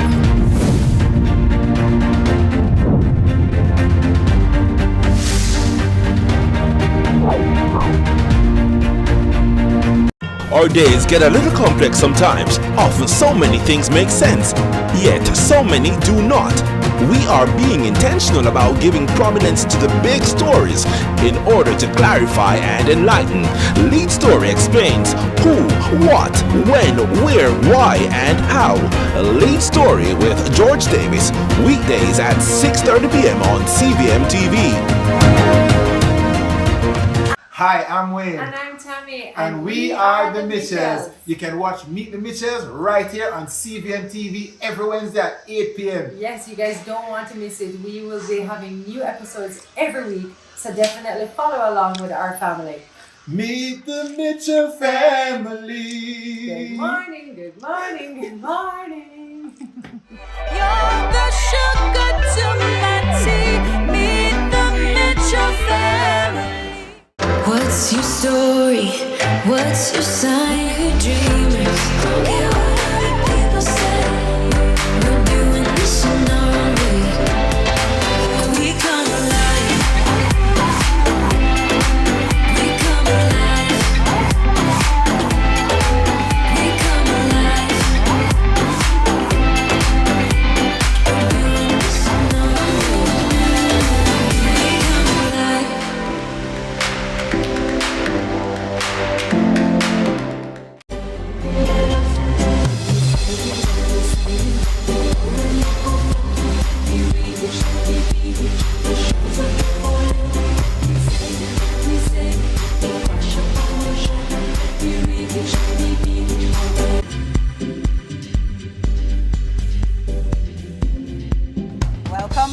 sunset to sunrise, all aboard, choo-choo. I don't know, choo-choo. That's a train. That's a train. That's a train, but it's okay. I goes about. No, just cool. You know what? Let's not focus on the sound effects, shall we? We're still with the Port Authority of Jamaica, and now it's time to cast a net on the dollars and cents of pilotage services. So here to break down the impact of these marine services is Senior VP of Finance at the Port Authority of Jamaica, Elva Richards-Williams. How are you? I'm doing well, thank you. Awesome. Pleasure to be here. Let's see if we can get an idea of, the broader impact of the Port Authority, piloted services. We were speaking in the previous segment about, the different industries that your work touches. But can we put a dollar value on it? Sure. So let me take it from an economic perspective. In the world trade, about 80 to 90% of world trade is handled through ports and logistics, yes. And about 70% of global value chain. So you're talking about $400 billion per annum. All right, so in terms of economic value to Jamaica specifically, in the services industry relating to shipping, we have approximately 15 to 20,000 persons employed. So it supports employment. It facilitates import exports, and Jamaica import and export. Jamaica import a lot of goods and things from abroad. Yes. So it does that. Now, employment contributes to economic activity, obviously, right? So you have employment of skilled workers. You have engineers. Janitorial services are provided through administrative and supporting staff are provided. And you have, importantly, small businesses, medium-sized business, and large enterprises do benefit from that activity. The revenue earned from customs, we all know customs make a lot of money, we all say. It's charged on the goods and services that come in. A significant portion, I dare to say, all of the income that customs earn for government of Jamaica is through the shipping industry. Help us then to appreciate your job, because as Vice President in charge of finance, they come to you because they need certain activities to be financed. When you are looking at a Port Authority budget, I don't think people outside of the Port Authority ecosystem appreciate what it is that people are calling on you to finance, to spend. And when you increase your budget, or when you're facing budget constraints, what does that mean in terms of the actual things that you do on a daily basis? Okay, so from a financing perspective, you are correct. We're called on not just based on our own strategy as a Port Authority, but as a government calls on us from time to time to take the lead in developing certain industries. Yes. We earn financing from, we have various segments of business, most of it relating to shipping, in the shipping industry. Yes. And we also do, a lot of persons may not know, Port Authority has about 1 million square feet in business process outsourcing. A large segment of our business relates to real estate management, developing and managing these real estate assets through our subsidiary, creating jobs, about 60,000 jobs in the BPO sector. Not all accounted for us, but we account for a large share of it. In terms of our budget financing, and if I should make it specific to the marine services, we're called on to develop reports, which billions of dollars that it takes to do that. To purchase equipment, for example, the tugs and boats that are used to provide the services, a vessel can cost up to $20 million US, which is a fact. And we have to find the financing. We finance through our own internal generated profits, as well as oftentimes a secure loan. But what we have done as well is that we have entered into concession agreements, which is getting public-private partnership and having persons who are skilled at doing it. they undertake to finance it. So we don't have to do that, and they operate it, and they're paid by the fees that are charged to the industry. You mentioned the fees. So when we think of customs, it's clear, you know what the fees are, you know who you are collecting money from, but from a Port Authority perspective, who are your customers who come and pay? Because that's a whole different market. Yes, okay. So we earn, fees are earned on the port from people who ship in goods into the country and have to pay the fees.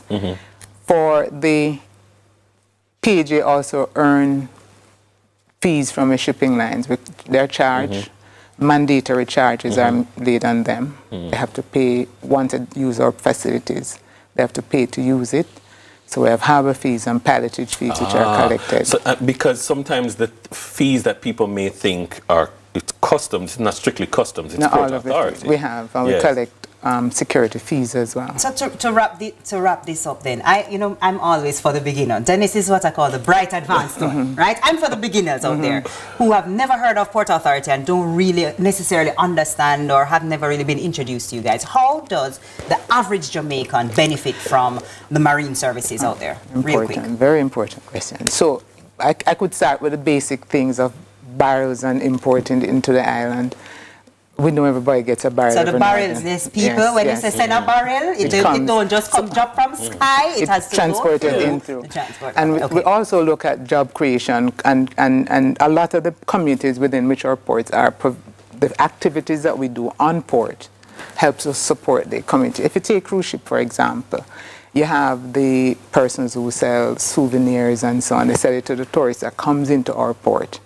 So they come in, and inside the community we make provision for like you vendors and so on who come in and sell their goods to the tourists that we bring. We think of the Falmouth Pier, you think of Port Royal.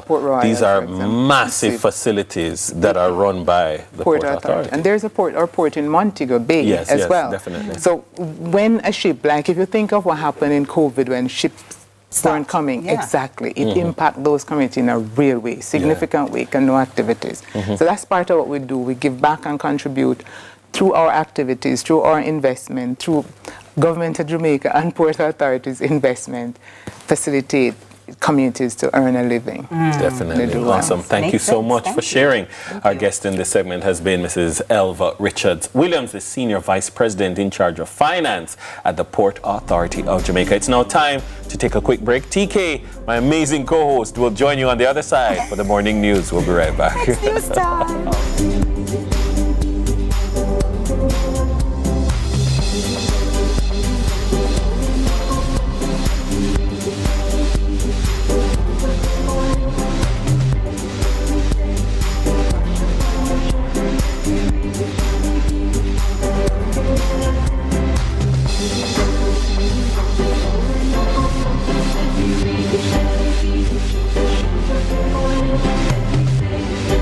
By Hyundai or Hyundai. 5 free payments, 3 years free insurance, or 3 years free petrol bonus is 7 o'clock.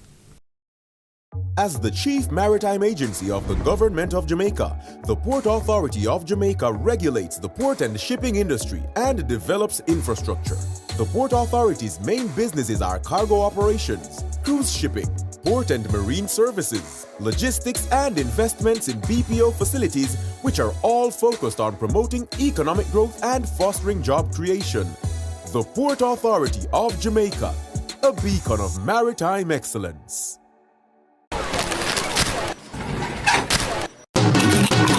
Just so good, cheesy's the taste, it's just so good. Cheesy's are the one and only, so cheesy, crunchy, give me one please. Sunshine snacks, cheesy's, it's just so good. The whole crowd that's a cheesy, so cheesy, just so good. Best fella, can you feel me? Sunshine snacks, just so good. Number one taste, the whole place I say, just so good. Cheesy's the taste, it's just so good. Cheesy's are the one and only, so cheesy, crunchy, give me one please. Sunshine snacks, cheesy's, it's just so good.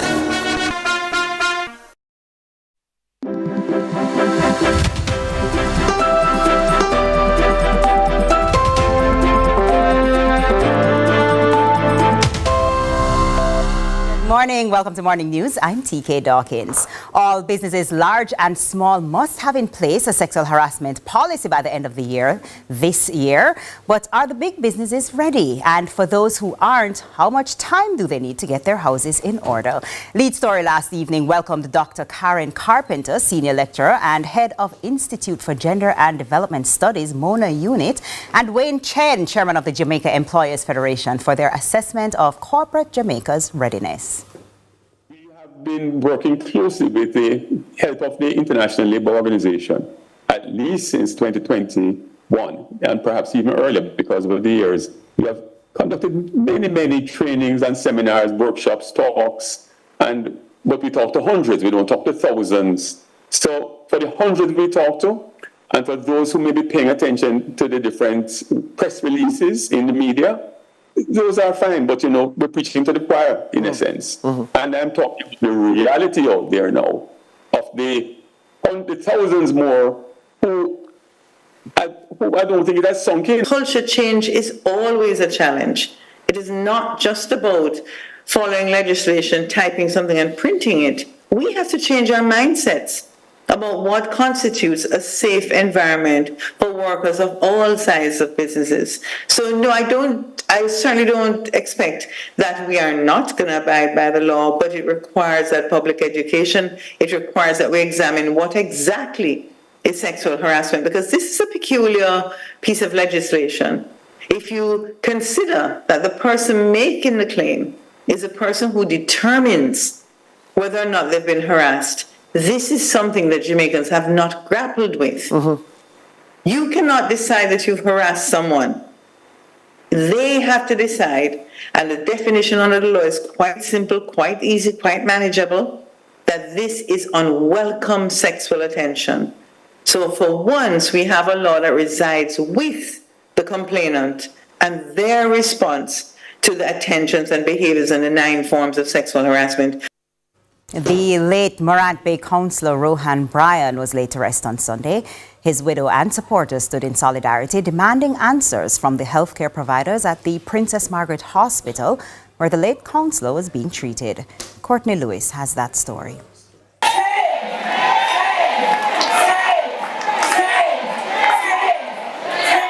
This is Jacinth, the widow of the late Morant Bay councillor Rohan Bryan, affectionately known as Washi, joined by scores of loved ones and PNP supporters chanting "change" as she shared that his death was a failure of the hospital to provide timely care.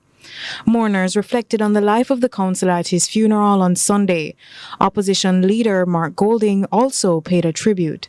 I extend my sincerest condolences, and that of the People's National Party, to his wife Jacinth, his children, immediate and extended family, friends and colleagues. Also in attendance was former St. Thomas Eastern MP, the PNP's Dr. Fenton Ferguson, and leader of opposition business Philip Paulwell, who hailed Bryan as a friend and brother. Locals say the late councillor was relatable and had a great connection with the people. He had a connection with the common man.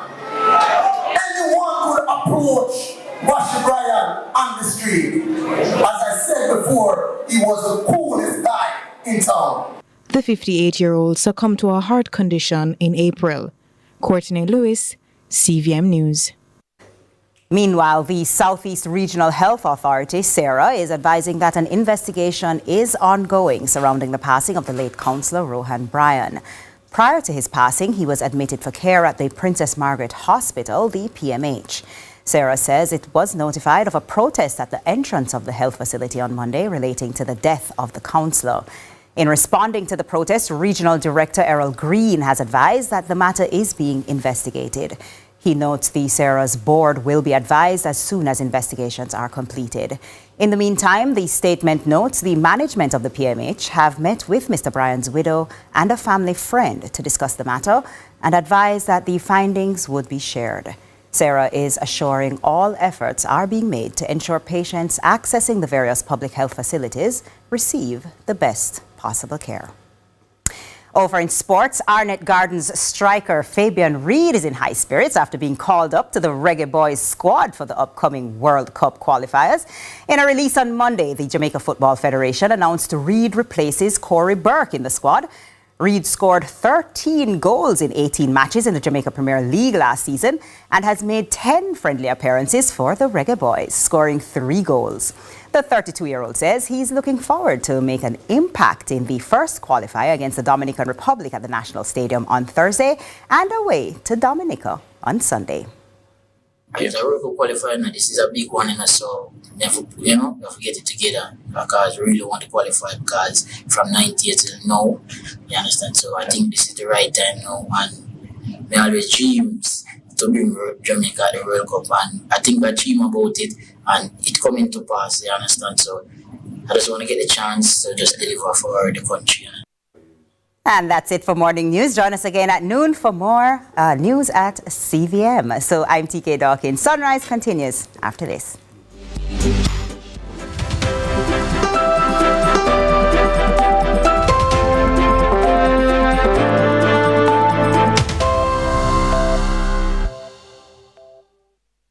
Your story, what's your sign? You're dreamers. Don't care what other people say. We're doing this in our own way. We come alive. We come alive. We come alive. We're doing this in our own way. We come alive.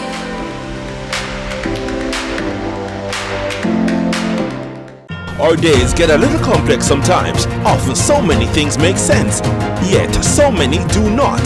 We are being intentional about giving prominence to the big stories in order to clarify and enlighten. Lead Story explains who, what, when, where, why, and how. Lead Story with George Davis, weekdays at 6:30 p.m. on CVMTV.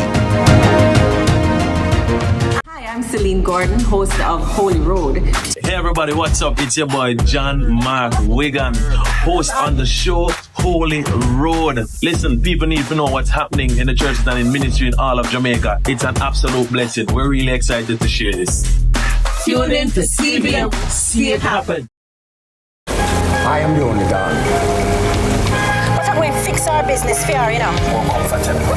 More comfortable for what, Pastor? Jamaica's favorite drama, Your Guilty Pleasure. Royal Palm Estate is on CVM every Tuesday and Sunday at 9 p.m. As the chief maritime agency of the Government of Jamaica, the Port Authority of Jamaica regulates the port and shipping industry and develops infrastructure. The Port Authority's main businesses are cargo operations, cruise shipping, port and marine services, logistics and investments in BPO facilities, which are all focused on promoting economic growth and fostering job creation. The Port Authority of Jamaica, a beacon of maritime excellence.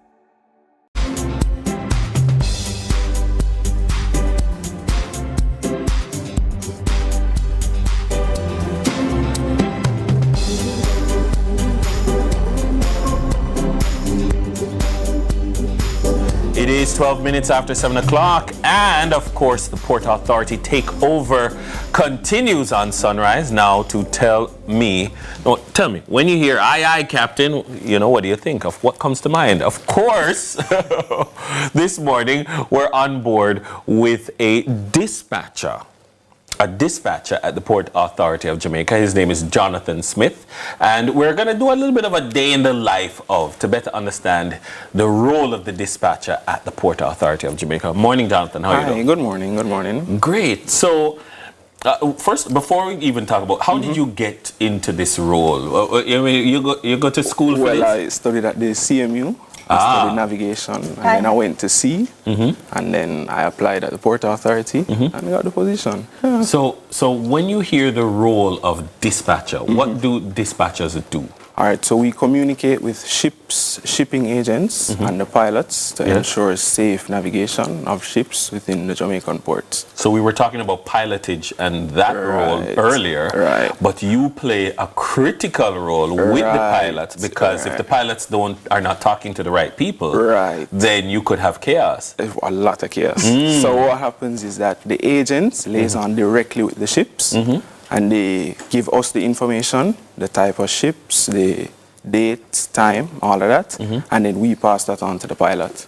Oh, so help me understand, like, the importance of the information, because somebody might tell me something about a ship and it means nothing to me. They tell you something about the ship and you know exactly what it needs to do, where it needs to go. Just a little bit of, open us, move the curtain and help us understand what's going on behind the scenes. All right, so for example, a cruise ship coming into Ocherius, the agent will call us, give us the time. So for example, tomorrow, 7 o'clock. So they give us the time, the berth that is going to. We now pass on that information to the pilot. So the pilot has to be in that port before 7 o'clock to be on board to carry her in safely. So my job now is to ensure that he's fully informed of traffic in that port. So for example, 2 ships coming into Ocherius. So you need to be able to know who is coming in. And update the pilots accordingly. And Jonathan, for those persons who, might be interested in pursuing this, you mentioned where you trained and things like that, but what type of subjects then, if a student is watching this and is interested, would they be geared towards, or is it more so on the job or CMU training? All right, it would be CMU training. It would be CMU. On-the-job training, of course. Subjects, I wouldn't be able to give you the specifics, but I'm sure it's online, because everything is online nowadays. I mean, everything is online nowadays. We tend to think a lot about, about geography. Some physics is in there, because you need to know about, weight and size and so forth and that kind of a thing. But like, so when you get to work in the morning, tell us a little bit, like, what's the first thing you do when you get? I mean, is it that you have? I was gonna ask when you get to your desk, but that maybe me thinking about my world. Tell me when you get to work. I do have a desk. First of all, where is work? 102 Water Lane. Port Authority. So when I get to work, I have to pretty much sit down and assess what's going on. That entails me knowing where all the pilots are, the ships that are coming into ports, what is happening around Jamaican ports, pretty much. So I have to assess all of that information and then process orders that are already in the system. So you come, you're appraised of what's happening during the day, what's supposed to come. We handover, so we have a handover procedure. Because remember, it's a 24-hour procedure. Yes, 24 hours. So when I get in, the person who is there hands over to me, and then now I sit down. And even though someone tells you what is happening, you still have to kind of sit down and go through it for yourself. Because remember, you can't make any mistakes. Indeed. And so in appraising yourself of the situation, you say you communicate with the pilots. So the pilots could be way out. They could be in Montego Bay. So I would. So say I see a ship for 10 o'clock this morning, and I know the pilot would be gearing up to go now. So what I would do is call the agent, ensure that the vessel is going to be ready on time for sailing or for the arrival, and then I now call the pilot and update him. A big part of the job is communication. I'm going to ask you a question that you might not want to answer. You ready? What's the best thing about your job and what's the worst thing about, or what's your favorite and what's your least favorite thing about your job? Keep it real, Jonathan. Keep it real. Keep it real. There are people who are interested in the profession or they don't know anything about it. I love the coordination of it, the communication, executing it, when things go smoothly. Worst part is when it doesn't. When ships delay, due to whatever reason, ships delay, and then it just kind of throws off everything. Because you might have one ship that throws off 5 ships. Oh. Because that one big ship delays, it throws off 5 ships. So now I have to call 5 different pilots and explain to them that the berth is unavailable. So that now is... tell me something. When you're talking to the pilots, you talk to them like we, or you have like... you're like... No, man. No, Come in, 10-4. No. Over and out. When you're on the radio, it's a bit more professional, but on the phone, it's just like this. Okay. Yeah, No, it's just I'm like wondering if you like have codes and things No, that you use. no codes. I mean, on the radio, it's professional and we use radio language, but... Yeah, that's what I mean. Like, give me on the radio. Radio language. You'd have to see it in the motion. You have to see it in motion. Jonathan. Take up is it a phone or is it the radio? Radio? So we have radios in the office. Right, so make a call. Okay, the berth is unavailable. At 10. Call the pilot. Okay. All right. So pilots have call signs. Okay. See that? So they have call signs. So for example, now I would call Poseidon. He's a pilot. So I would say, Pedon, Kingston pilots. Unfortunately, the berth is unavailable for the docking of your vessels. So I'll reach out to you and update you as soon as I have a time that your berth will be available. So pretty much. Pedon. Kingston pilot. Kingston pilot. So that's my station. What you the name? We'll talk about it. D-Don, Kingston pilot. Okay? The berth better be ready by like That was Jonathan Smith, dispatcher at the Port Authority of Jamaica. It's now time to take a short break. More Sunrise when we return.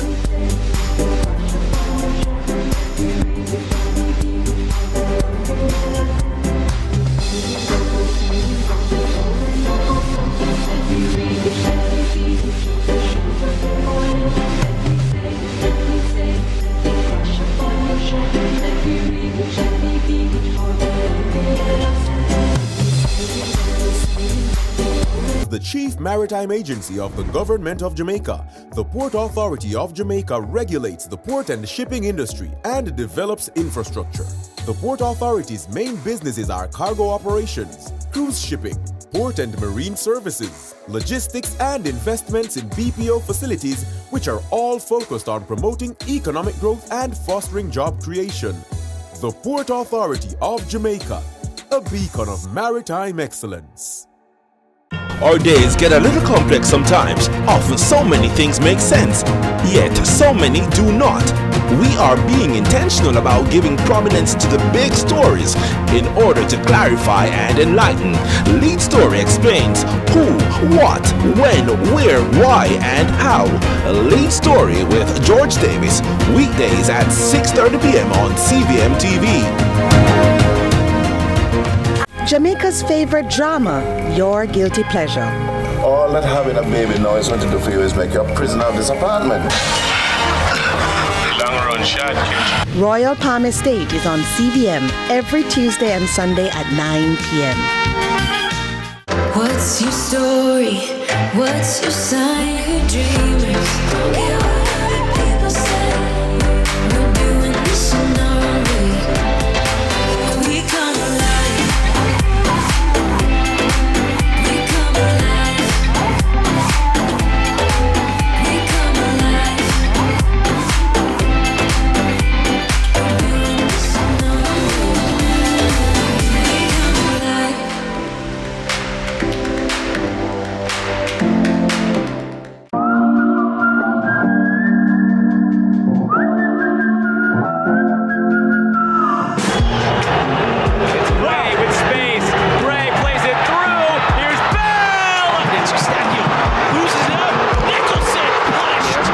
Chance here from outside!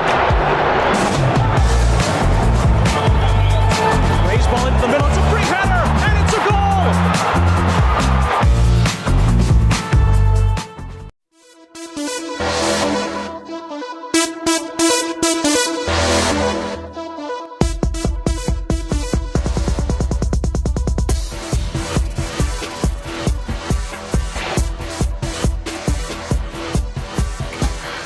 Welcome back to Sunrise. So we're moving from the sea a bit to step into the digital world. Chuck Cameron from Design Privacy joins us this morning to talk about the impact of the Data Protection Act on media houses. Chuck, welcome to Sunrise. Thank you very much, sir. Dennis, pleasure to be here. All right. So, I mean, in the past when we've discussed this matter, I've always been at pains to try to understand and even explain how the Data Protection Act is different from other acts.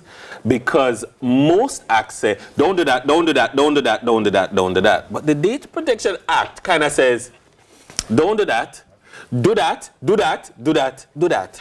Why is the Data Protection Act like this? I like that approach, sir, Dennis. So using your language, the Data Protection Act says you can do that, but you must follow these rules. That's the difference. And where it flows from is that this is grounded in our right to informational privacy. All Jamaicans have a right that the government has said nobody can use our information without our authorization. That's a constitutional right. The only time you can restrict a constitutional right is when you do so in accordance with a law.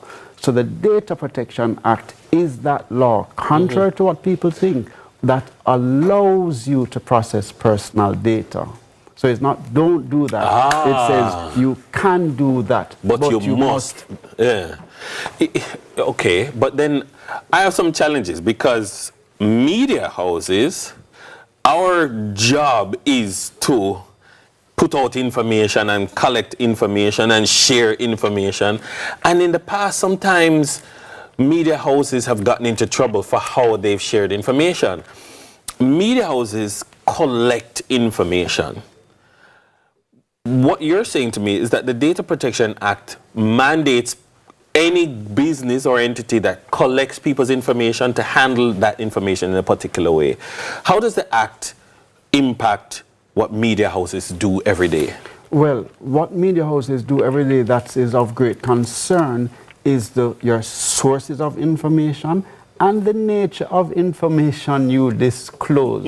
Everything that's private about an individual. The Data Protection Act actually recognizes that, and the media association and relevant entities did a very good job at safeguarding, well, not even safeguarding, but ensuring that you can do your job.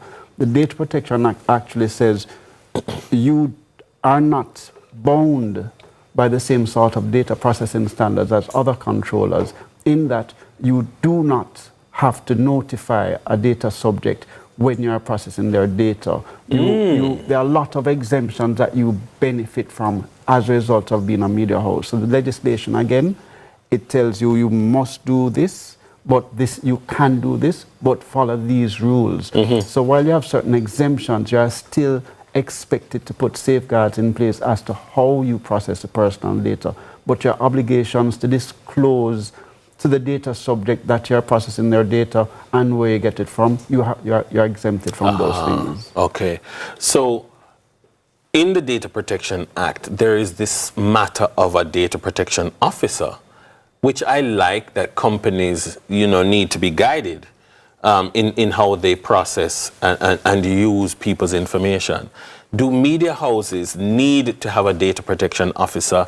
And if so, I mean, how they hire a data protection officer sit upstairs in an office every day? So this is June 6th. Yeah. So the question is, well, and you have a data protection officer, and this is a theoretical question. Yes.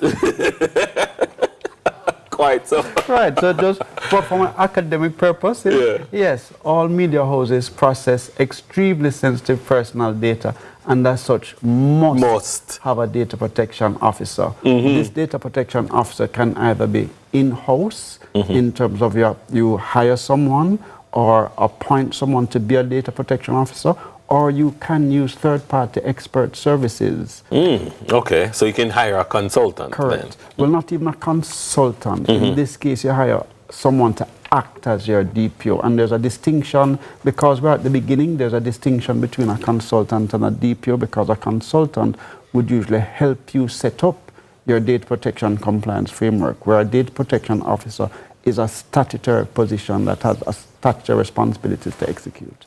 Why not? Why is it not recommended to just have somebody upstairs in legal be the data protection officer?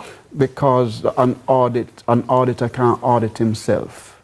So legal, even if I have an auditing department? Well, no. You want an external auditor? No, correct. That's why you have external. That's why they exist. Yeah. So legal processes all of the personal data that you process. Anytime it's a sensitive matter, you're going to send it, go legal to see if it can be, you can air it without getting in trouble. Right. Who is going to oversee how legal processes that personal data? So you don't want the same people in your legal department being your DPO. You want somebody from outside to give a fresh pair of eyes at what you are doing. Correct, and it's not, we don't want, the law says that there shall not be a conflict of interest. And when you are processing personal data, you can't then be asked to be the oversight as to how you process personal data. Fair enough, makes sense.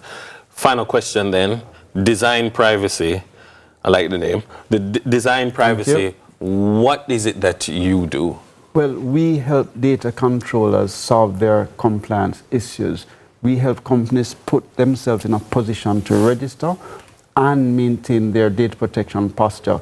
And going back to the first question that you asked, we also offer data protection officer services as a service. We have a team of over 16 people. We have been doing this for over 4 years. There's no other... From before the act came into... From before the act came into being. There's no other entity in the Caribbean that only does data protection. We do this every day, day in, day out. We're not a law firm on the side. We're not a tech company on the side. We're a pure data protection service provider. I like that because some of the times when I have spoken about data protection, I'm either talking to a techie who's trying to understand the law or a law person trying to understand the tech rather than focusing exclusively on this. So Chuck, I thank you for your time. My pleasure. Appreciate it. My guest has been Chuck Woemaker Cameron, founder of Design Privacy. On the other side of the break, we're going to dive back into the sea with the Port Authority of Jamaica and a very special marine pilot.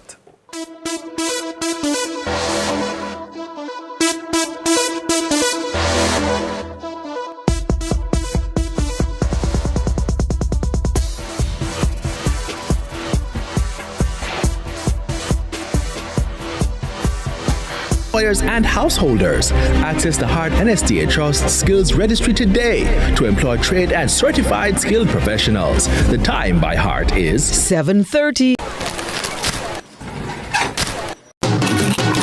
Just so good, cheesy's the taste is just so good. Cheesy's are the one and only. So cheesy, crunchy, give me one please. Sunshine snacks, cheesy's, it's just so good. The whole crowd that's a cheesy, so cheesy, just so good. Best fella, can you feel me? Sunshine snacks, just so good. Number one taste, the whole place I say, just so good. Cheesy's the taste is just so good. Cheesy's are the one and only. So cheesy, crunchy, give me one please. Sunshine snacks, cheesy's, it's just so good. Look who we have in the cut. No, today episode I got nice. Legends, Senator, my longtime brethren, the great, all-star, the king, and the man himself. Salute! You know, as man, we're not to go as specialists, and that's the pinnacle of the problem. We want some new era. Do what you love and you never work a day in your life. You lie! You work till a week! It was pandemonium. Country people can relate to me I talk about. What you think about me no matter, you know. What matter to me is what me think about myself. Man United, I don't care what man wants to say. You know, man. Yeah, man. You know, man. You finished? Yes, we finished.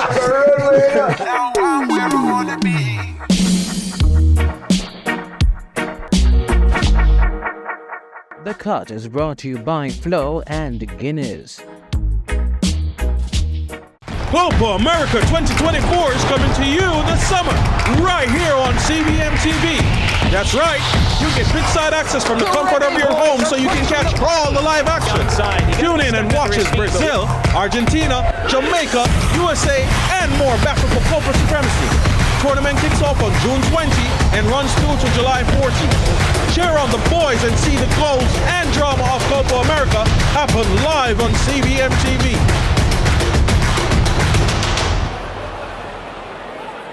Hi, I'm Wayne. And I'm Tami. And we are the Mitchells. You can watch Meet the Mitchells right here on CVMTV every Wednesday at 8 p.m. Yes, you guys don't want to miss it. We will be having new episodes every week, so definitely follow along with our family. Meet the Mitchell family. Good morning, good morning, good morning. You're the sugar to my tea. Meet the Mitchell family.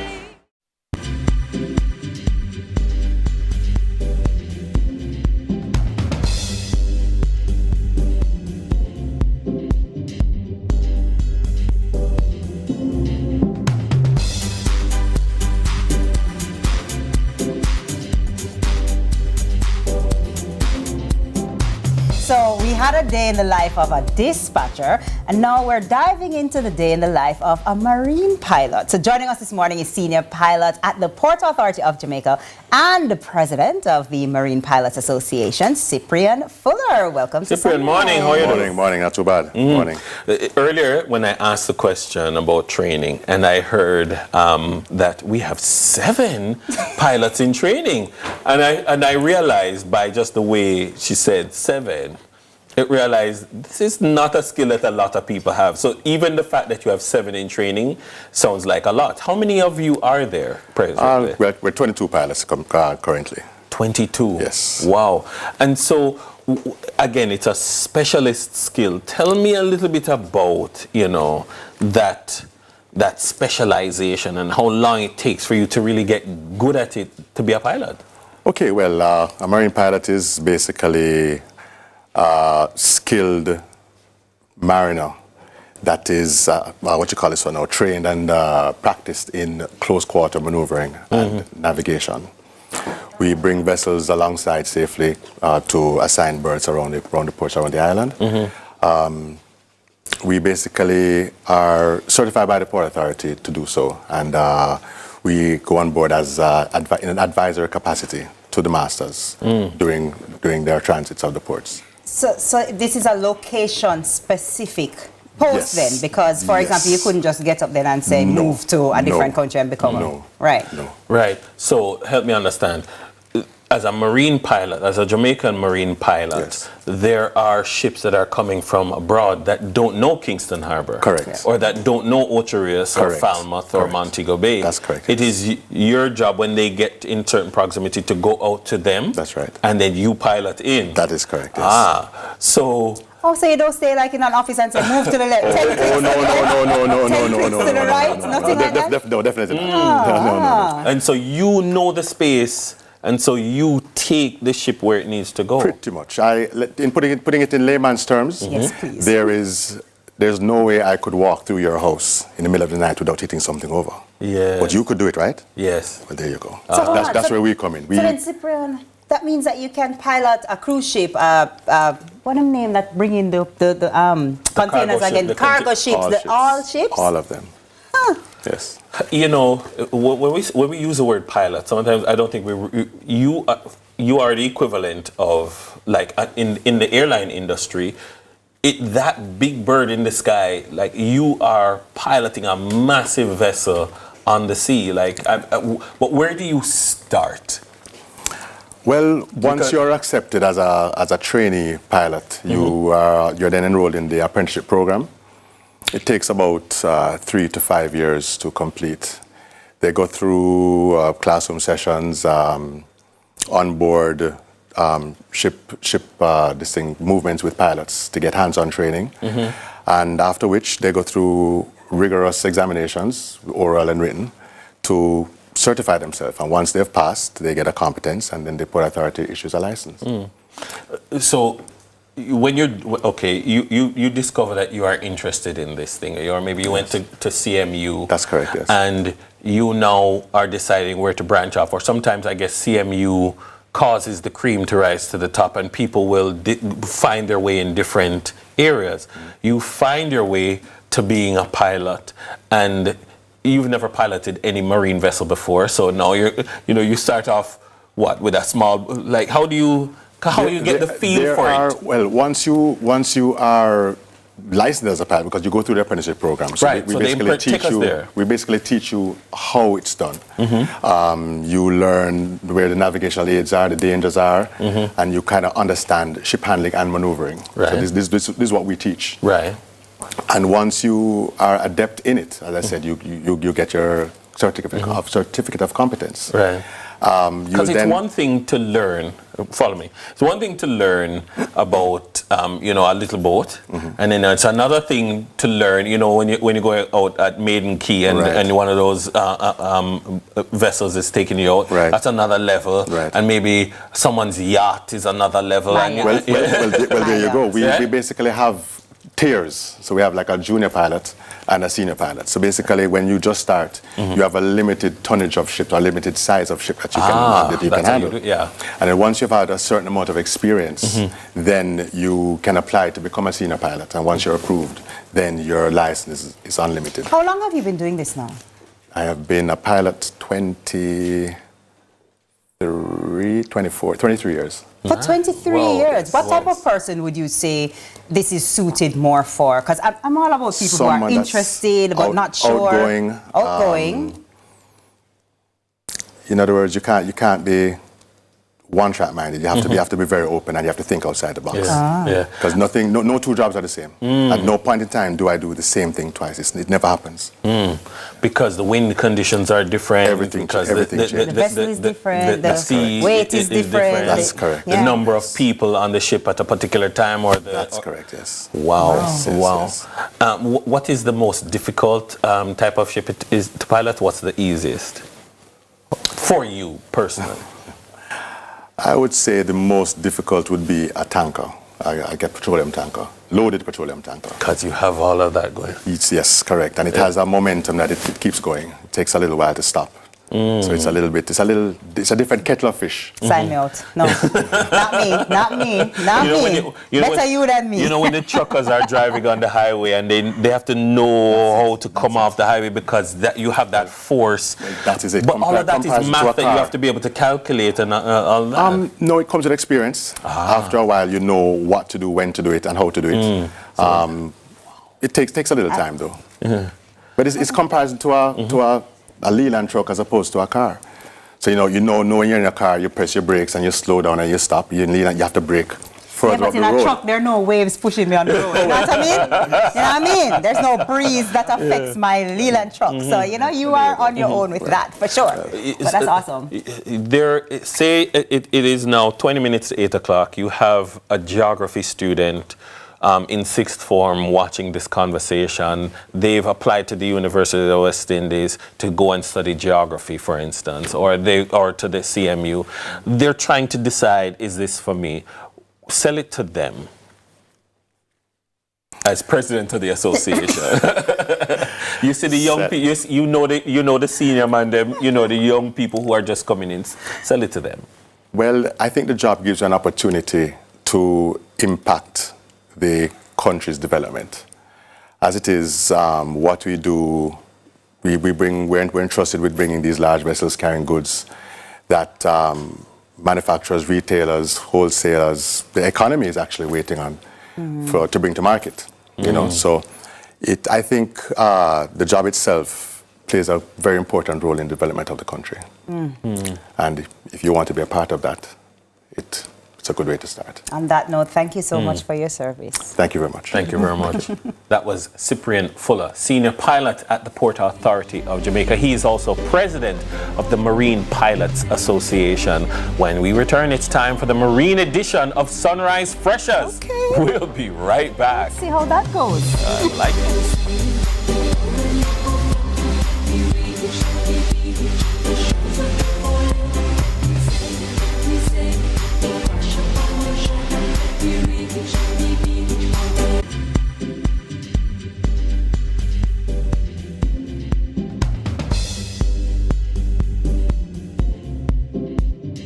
The Chief Maritime Agency of the Government of Jamaica, the Port Authority of Jamaica regulates the port and shipping industry and develops infrastructure.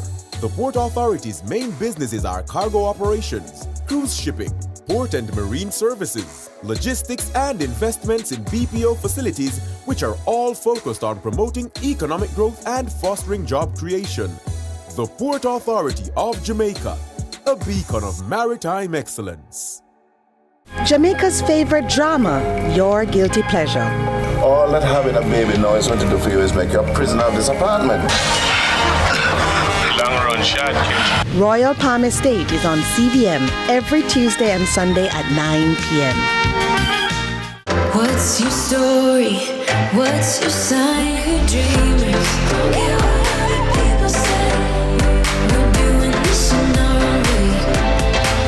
We come alive. We come alive. We come alive. We're doing this in our own way. We come alive.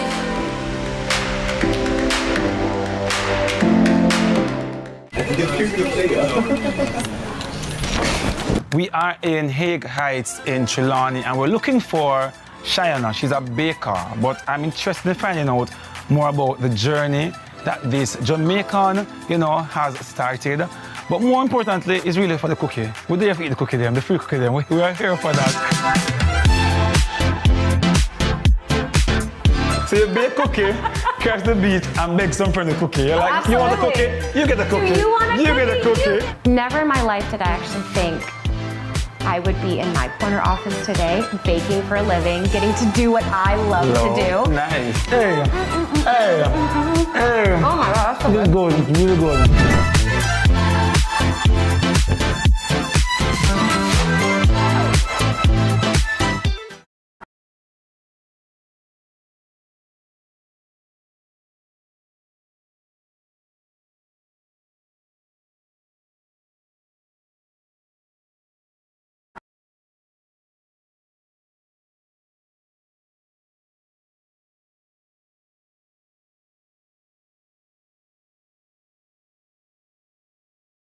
Hi, I'm Wayne. And I'm Tami. And we are the Mitchells. You can watch Meet the Mitchells right here on CVMTV every Wednesday at 8 p.m. Yes, you guys don't want to miss it. We will be having new episodes every week, so definitely follow along with our family.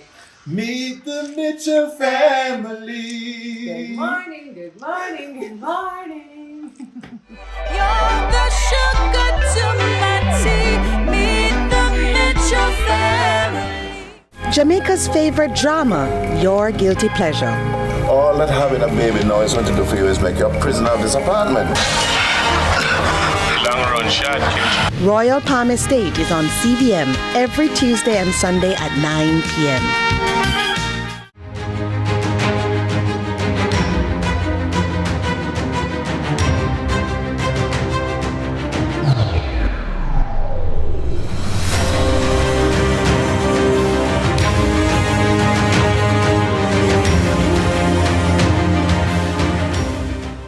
Copa America 2024 is coming to you this summer, right here on CVMTV.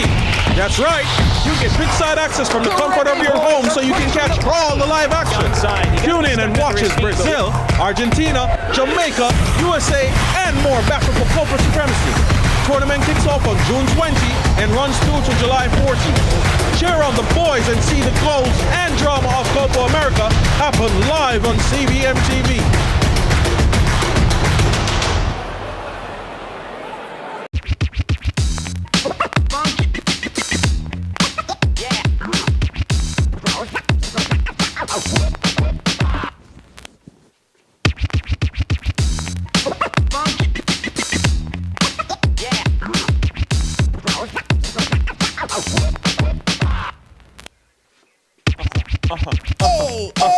Hey, when you hear that beat, you know what time it is. It's Sunrise Freshers with JB.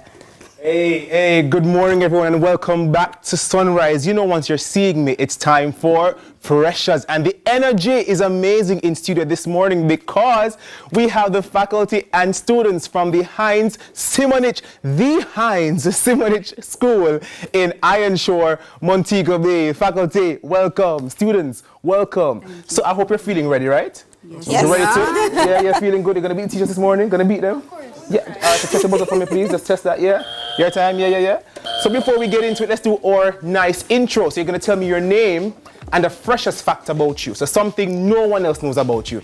And this morning, let's begin with the teachers, the faculty, yes. All right, my name is Mr. Gallimore. Uh-huh. I play the trumpet. You play the trumpet? Yes, sir. Oh, professionally or just a fact? I would say novice. Okay, we talk after the show, right? Yes. Good morning, everyone. My name is Miss Rachel Ellis, and the freshest fact about me is that I love to sing. You love to? Oh, give us a quick something now. 1, 2. I've got sunshine on As a singer, that is it. Yes, ma'am. Hello, good morning, everyone. I'm Shannon Whittle, and a fun fact about me is I'm a lover of anime. Anime? Oh, Yes. Dragon Ball Z? No. Wow, no. What? Not the cliche ones. Not the cliche ones. And let me say, the teachers, they're looking very fresh this morning. Thank to the you. students, so your name and the freshest fact about you. My name is Aliandra Stewart, and I love reading. Reading? Okay. Good morning, my name is Sir Grizzle, and I like to learn languages. You like to learn languages. How many do you know? I'm like Spanish and French, but lovely. like on a basic level. Nice. My name is Dimitri Clark Cummings, and I love to play volleyball. You love to play volleyball? Yeah. All right, so with that out of the way, let's get into the game. So each question is worth 2 points, and challenges are worth 5 points, okay? So it's whoever presses first will get the chance to win, and my studio will help me this morning. So question number 1. Solve the Jamaican riddle. Why is a river rich?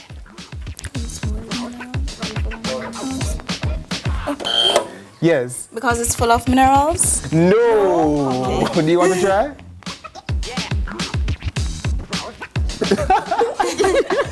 So a river is rich because it has 2 banks. Get it? 2 banks? Wow. So how many teeth does an adult human have? Is it A, 28, B, 32, C, 30, or D, 20? Oh, 32. Go ahead. 32. That is correct. All right, faculty, we're getting there. All right, complete the lyrics. Knowledge send us, Heavenly Father. Knowledge send us, yes. From above. That is it. Lovely, lovely, lovely. All right, so spell the word limousine. The mics? Yes, limousine. Limousine. Touch me, girl, you're smart. That is it. That's your point. Question 5. Why is 6 afraid of 7? Because 8, 9, 10. Mine? Wait. Why is 6 afraid of 7? Because it 8, 9. Because it 8, 9. It's not quite that. You want to try it, teachers? 9, 10. 7, 8, 9. 7, 8, 9. Go ahead. 7, 8, 9. Because 7, 8, 9. It's fun questions. Fun questions. So it's now time for a challenge. And this is an audio challenge. So please listen to the song and identify the name of the song and the singer. Let's go.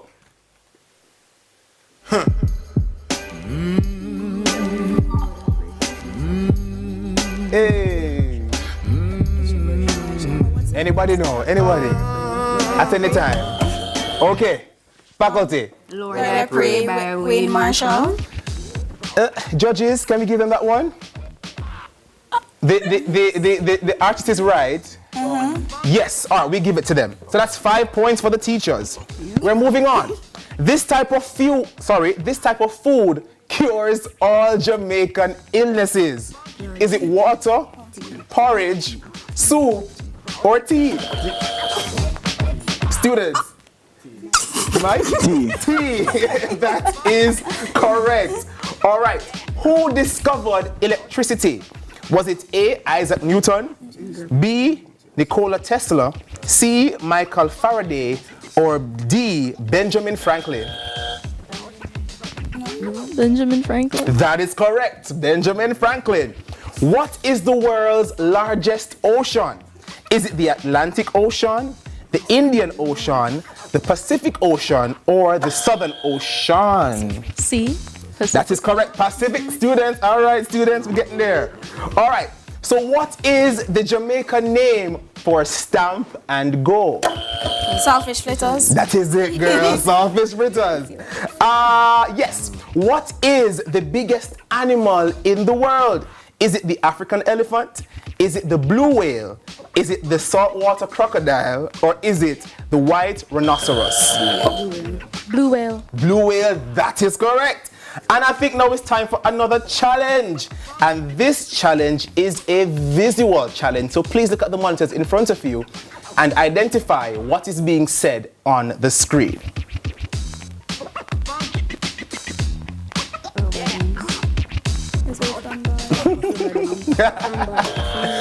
All right, students. Bad influence. Is it? Go again. Bad influence. That is correct. Bad. Hey, on the smart, you know. Whatever's happening at this school needs to continue on the smart band. All right, next question. In what country are the 2024 Olympics being held, the Summer Olympics being held? Is it Tokyo, Japan? Is it B, Rio in Brazil? Is it C, London in the UK? Or D, Paris in France? Paris in France. Paris in France. Faculty. Come on. Come on.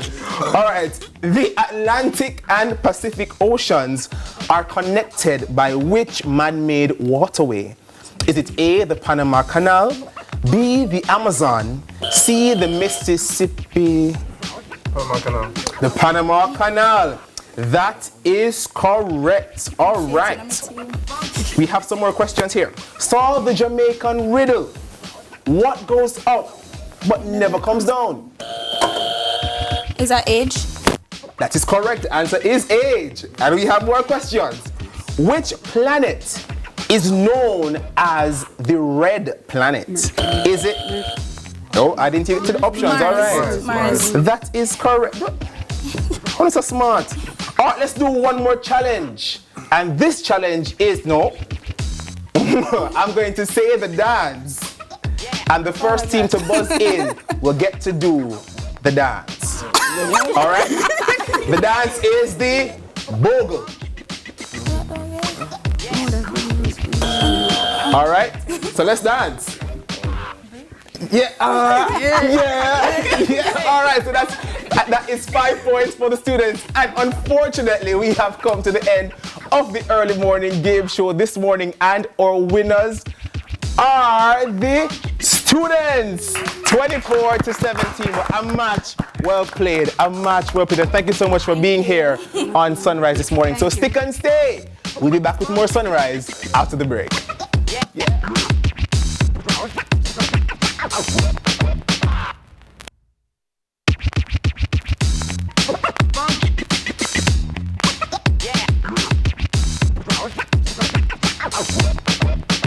Complex sometimes, often so many things make sense, yet so many do not. We are being intentional about giving prominence to the big stories in order to clarify and enlighten. Lead Story explains who, what, when, where, why, and how. Lead Story with George Davis, weekdays at 6:30 p.m. on CVMTV. Jamaica's favorite drama, Your Guilty Pleasure. All that having a baby now is going to do for you is make you a prisoner of this apartment. Long run shot, kid. Royal Palm Estate is on CVM every Tuesday and Sunday at 9 p.m. Hi, I'm Wayne. And I'm Tami. And we are the Mitchells. You can watch Meet the Mitchells right here on CVMTV every Wednesday at 8 p.m. Yes, you guys don't want to miss it. We will be having new episodes every week, so definitely follow along with our family. Meet the Mitchell family. Good morning, good morning, good morning. You're the sugar to my tea. Meet the Mitchell family. Jamaica's favorite drama, Your Guilty Pleasure.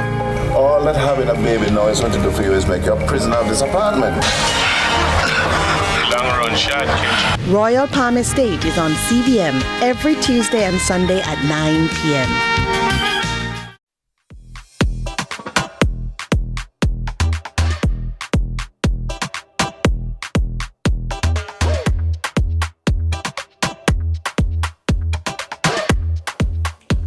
All right, that's all the time that we have for the show for today. It's been a great show. Thank you. It's great working with you, T. It's been a pleasure. It's been an absolute pleasure. Thank you My so much, distinct pleasure. And honor. And honor. And indeed. distinction. I don't know. Distinction, I already used distinction. All right, fair enough. It was good. It was good. Don't miss out on Lead Story later today at 6:30 in the evening with Andrew Laidley, of course. All right. And that's all the time. I'm so sad that that's all the time that we have for today's Sunrisers. Of course, though, if you missed anything or you just want to rewatch your favorite segments, we've got you covered at CVMTV.com. And for all the stuff in between, we're on Instagram at Sunrise CVM and at CVM_television. All right, the Roundtable Squad takes over after this.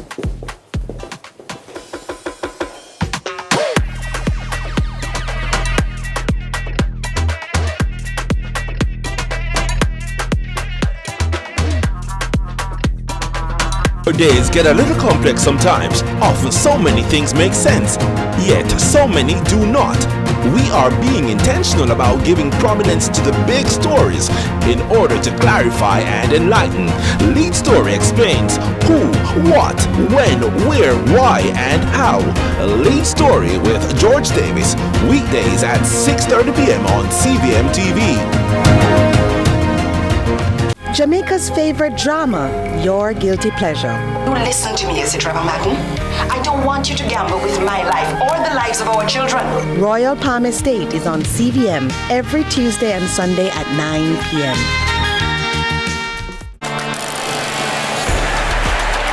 Cesar Huerta pounces. It's a wonderful finish from Luis Chavez.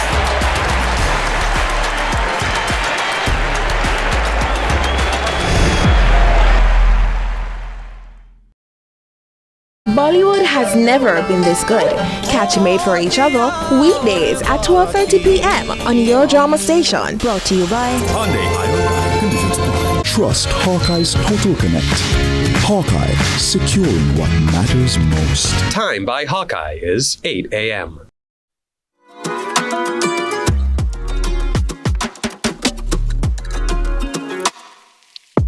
Happy Tuesday, everyone. Welcome to the Round Table. I'm Nathan, and joining me at the table this morning is my wonderful, beautiful, always herself, co-host, Shelley, and a very special guest is reporter and producer here at CVM Television, Ramon Gordon. Welcome to the Round Table, Ramon. Thank you for having me. It's been a short week so far. How was Monday for you guys? We didn't know yet about short week, because Monday felt like it was about 4 days. It's been a long week. A long week. It was very heavy, yes. Really? Lots going on, Nathan. It's a packed June already. Life is lifing. I like that. Life is life, and it's a good thing, though. Yes. Like Sometimes. No, man. Life. If you have life, you have everything. Right, whether good or bad, you can always make tomorrow a better day. Well, you know what? That is true, and I'm going to adapt that life today. And I want to say good morning to everybody tuning in this morning. Yes, I know we started out with an omelette, but it became a scramble. But know yourself, I say it goes. Sometimes you start off with a plan, and the plan don't work out exactly. You just turn your hand and make fashion. We're Jamaicans. That's how we do it. I love it. I love it. Well, you know what time it is. It is now time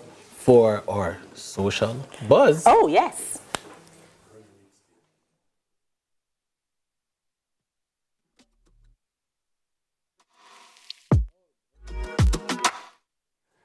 I remember seeing that video. I don't know why this video never played, but yeah, man, you saw that how the dancing casket? Yeah, man. Well, you know, I realized that people have been getting very creative in sending off their loved ones. So I have no judgment, you know, because I have some mad relatives. They might want to do something creative with me too. So well, you are from St. Mary, and I did see a popular trend now where they're putting up life-size photos of people by their... That's terrifying. Are you crazy? Can you imagine seeing that at night? That is insanity. When I hope they send me off, I hope they put me in the ground and then plant a tree over me. That's what I want. So that can still be terrifying? I'm just saying. Well, you know, personally, I don't have any requirements in this life and in this particular thing. Yeah. I'll just focus on living and y'all focus on the rest afterwards. Yeah, man, I agree with you. I don't have any demands here. My death is your problem. I'm God. Do what you want with me. I'm great, all right? But, you know, I do think I see something hot coming. So let's definitely see what's on. I heard that there's a hot topic today. I don't know what it is. Usually wink, a hot wink, topic. wink, wink. Well, this one is definitely hot. Yes. The case of Cartel. Yes. Phenomenon. So, you know that there's been a lot of talk lately about a particular dancehall artist here in Jamaica who was arrested, tried, convicted, and then his conviction Lad, man, Nathan, just say that's Cartel. No, man, we have to give the context. Ramon is here as a reporter. You want the full context. Okay. Now, first and foremost, what are your views on what has been now, 8 years of... Well, I've not been following it for 8 years, so I don't have any views on the 8 years. I've just been catching the highlights. And honestly, I'm learning a lot about the court system because the ruling from the Privy Council made me pause because I didn't realize that, you know, there was a thing where the thing could be, what they said, it wasn't vacated. What's the term? Give me the term. Quashed. Quashed, yes. Quashed. So I learned quashed. That was Different a new from term. Vacated. Correct. And so for me, I'm just sort of paying attention to how it unfolds. Honestly, if I was to make predictions, I would have been wrong from the start. So, you know, I give up on that completely. But let me start by saying it this way. You know, there is a citizen, an individual, a DJ Palmer. Yes. And there is an artist, Yeah, man, Vybz usually. Cartel. Now, what do you just think of overall, like the following that has been happening with this whole Cartel case? Do you think it's well earned? Do you think it's a part of the... Cartel is a very unique case study, I think, because I think he embodies what Jamaica is. He came from a very poor community. He went out, he did his thing, he rose to prominence, he got influential, and he became successful. And for a lot of Jamaicans, they look up to him. But the system, they see it as, they're trying to tear him down. That's what's happening now. But Cartel is talented, he is bright, but he's also dark. He's convicted of murder. Is that not Jamaica? Jamaica is so beautiful. We're culturally vibrant. We're a brilliant people. But there's also a sinister darkness that lingers. So it's very relatable. Well, Cartel is relatable, no? Ramon just makes it sound almost poetic. So like what I was just about to say. Cartel is relatable. But then let me ask then, so do you think that it's probably just the media? Do you think that the media and the PR around the artists Well, the media and adds the to case? it. The media adds to it, and I think that part of the challenge that we have in looking at this whole thing in a sort of objective way is because the different media outlets have their biases, and so you're not just getting the facts, you're getting the facts according to that outlet. But personally, I'm the lousiest fan in the world, so any artist of me, like, I normally just like the art and really don't care about the artist. So personally, if I was to look at Vybz Cartel's art, I'm a fan of some of his art. And so, you know, I normally would have experienced him through his art. Now, this case has forced me to look beyond the art and look at the artist. But I don't know if everything that I'm seeing in the media is enough information. I think there's a whole heap of information that we don't know. And so for me, I'm still sort of looking with one eye because there are still some things that I'm not clear on. And that's why I talk about learning the law, because the way the law handles a lot of the uncertainty is still very new to me. And so I'm just trying to make sense of all of it as it unfolds. So then let me say this, and I can ask Ramon. We talked about the media sensationalism, we're talking about, you said, the power of the music because he's talented. Yeah. So do you think that it's been a dual role? Because for me, I can say it, love Cartel music. I think his music enriched Jamaica at a time where we had been transitioning from an old school kind of dancehall vibe to this new sound, this new approach. But the power of the music also brought us to a place where we were seeing people putting on cakes up on their face, we see the rising. So do we think that the media really aided, or was it just the power of his own music and his talent that brought him to where he is today, where people are lining up at a courthouse, bawling, because him don't get him habeas corpus appeal to go through? I needed to remember that Cartel was huge before social media, you know. Yes. Yeah. This man was drawing crowds before that. Cartel is popular because of the people. Yeah. That's why he's so powerful. That's why he can possibly be so dangerous as well. Yeah. So when we're having a conversation about Cartel, it's far bigger than the media, because without the media, he'd likely thrive. Still, I think. Controversial take, but true. Okay. No, I don't disagree with that, because the media don't just cover things because they're there to cover. They cover him because he's newsworthy. Right. And there was something for him to cover. He's quite entertaining, and he did all the things. He didn't hide from a lot of things that persons would have hidden from before him. And one of the things that I actually liked about him as an artist is the fact that he was very well read. And I don't know if you noticed that about him, but he's very articulate. He's actually very smart. But I think that the fact that he's so smart makes you want to think how calculated is he? Does he really recognize that he has this sort of power, and is he sitting somewhere sinister in planning to wield this power to control the masses? Because some people talk about him like that. They're like, oh, well, you know, he knows that what he does has this type of influence and he does it on purpose. So is that really the case? You know, but let me say it this way. I think he does it on purpose. I think so? everybody who's influential does what they do on purpose. So let's use politics. Let's use that kind of angle. We had probably our most popular prime minister a few years ago in Portia Simpson Miller, who was not just a politician for most people, because she had a moniker, Mama P. And when you think about the kind of influence that she wielded as an individual, because you saw people who you thought from their walks of life, they wouldn't dabble with somebody like Portia.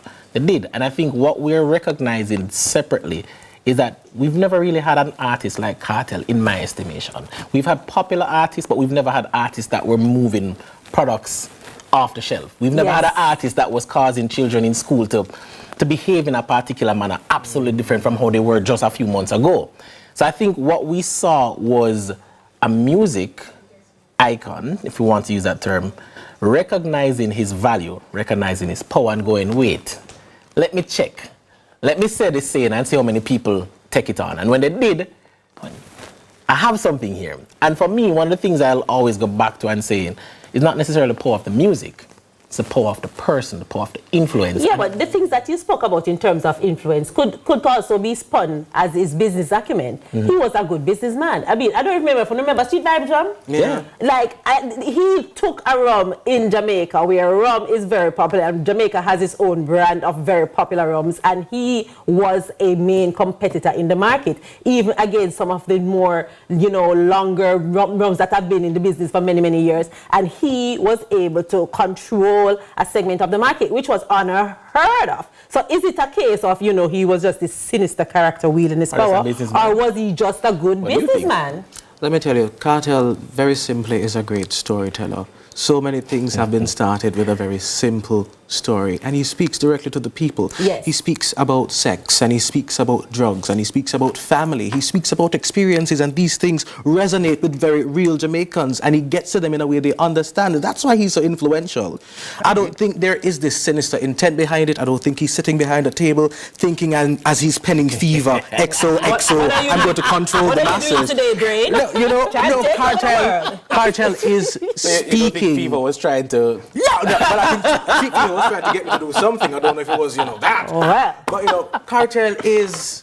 I don't know, he's a great orator. Yeah. Well, I can attest to that. Set good like an ice cream. Real. Hey, today, this is morning TV. Real. I just spoke about ice and freezers. I don't know what's your problem. I'm just. Oh, you never said what was said like the ice and the freezer. I think you're talking about me, but let's go. Lyrics are lyrics. And love him or hate him, you have to recognize that in terms of the culture, he's actually a very influential figure in the culture. And there are a lot of persons who hate him for that. And so, is it that, you know, a lot of what persons have an issue with him? I mean, you know, the case is there. And like I said to you, I am still watching to see what unfolds out of this, because the truth is, when the case initially came up, I was watching some of the details. And, you know, as a fan of Law and Order, SVU, and them other show, that's the extent of my legal expertise. Which makes a big lawyer in Jamaica. Exactly. Big lawyer. I was actually surprised that he was convicted based on the evidence that was presented and even the treatment of the evidence that was presented. But the law knows better than me, because as me said, me's a TV liar. He's not legal luminaries. I don't know nothing about these things. We are not legal luminaries. I don't want anybody watching to think, nope, we're not trying to talk legalese here. Thank you very much. But all I'm saying is, when it comes to the art, and that is where I can talk about the art, I think that he really has such a catalogue of work that people can throw a party with. They remember the party that they used to Yes. Simply Cartel party? Name me 2 other artists where you can do that with. I'll wait. Berries. Bob. I'm just joking. But let me ask a question then.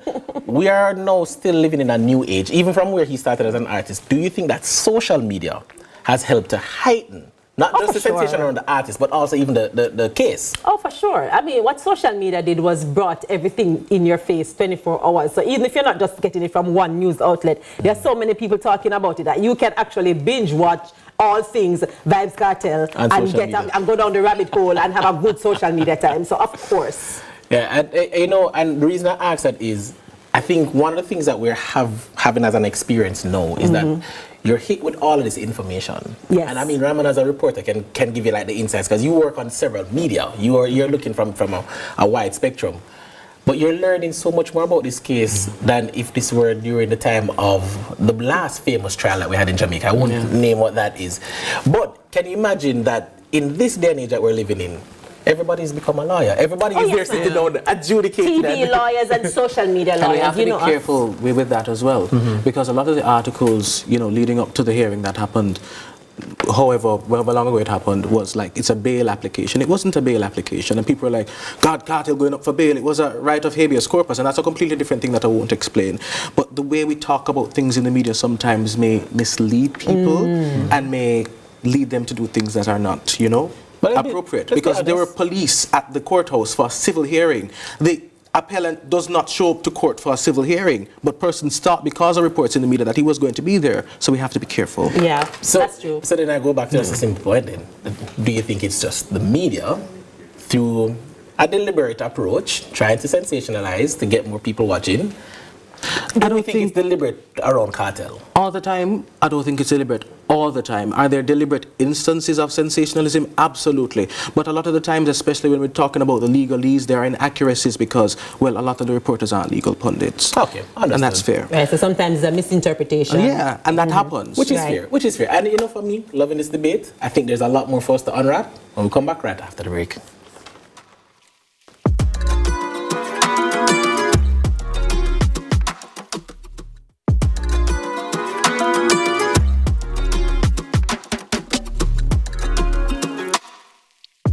What's your sign? You're dreamers. Don't care what other people say. We're doing this in our own way. We come alive. We come alive. We come alive. We're doing this in our own way. We come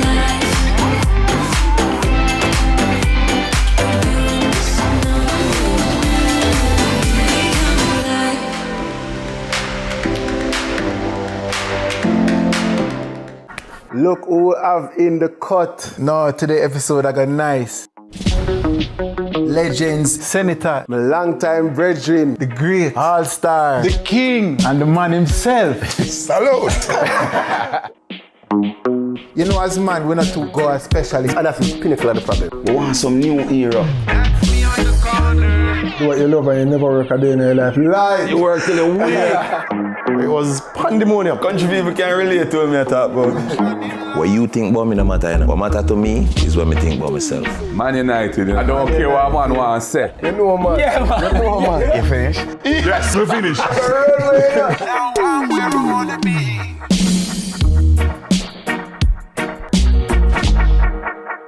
The Cut is brought to you by Flo and Guinness.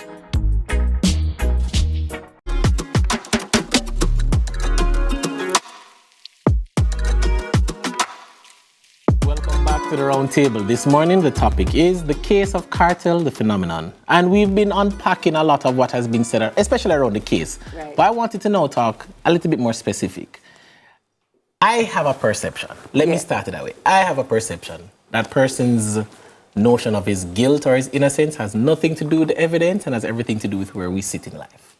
Station or race or identity of who we are as a people. Oh, I'd love for you to explain that. So I think that when you look at the support that went down to court for a civil case that the man was not going to be present at, I did not see anybody that sits from a particular part of St. Andrew or Kingston. St. Andrew? No, well, maybe St. Andrew.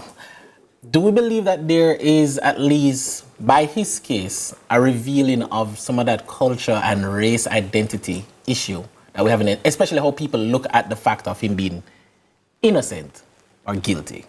Yeah, but I think there might be something to what you're saying in terms of, you know, who is out there in the audience, you know, down by the courthouse supporting him. But it doesn't mean that some of the folks, you know, from the location that you said, don't support him either. It just means that maybe them there work. Maybe, you know, them have things to do, you know, that they can't spend the whole afternoon down a courthouse with placard, you know. And if they could, they would. And if they could, they would. They support him for supporting it in the spirit. But I think also that this is not just a cartel thing. If you think of a lot of, you know, similar cultural figures, whenever they find themselves in trouble with the law, Tupac, for example, comes to mind. I think there's a lot of similarities between Cartel and Tupac in terms of, I think they're both very brilliant, but they're also self-destructive. And what I mean when I say that is that, you know, we know that in terms of the talent, there's no disparity there. He's obviously an astute businessman. He's obviously capable of a lot more, but he makes some choices that would cause him to be in the challenge, having the challenges that he is, certainly with this case. So I just think that, you know, as a human being, they are layered. And as fans of these human beings, sometimes we have a problem seeing the dark of the person, and that's, you know,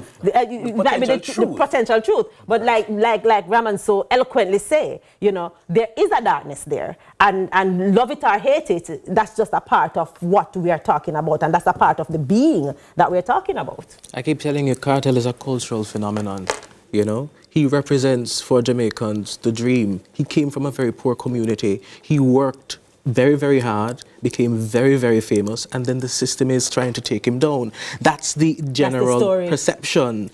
That's the story. Cartel is and you have to remember, in the broader context of things, you know, Jamaica is very, very violent. We have a lot of murders. So people are looking at it like they're trying to hold him down for a murder that they can't even prove he did.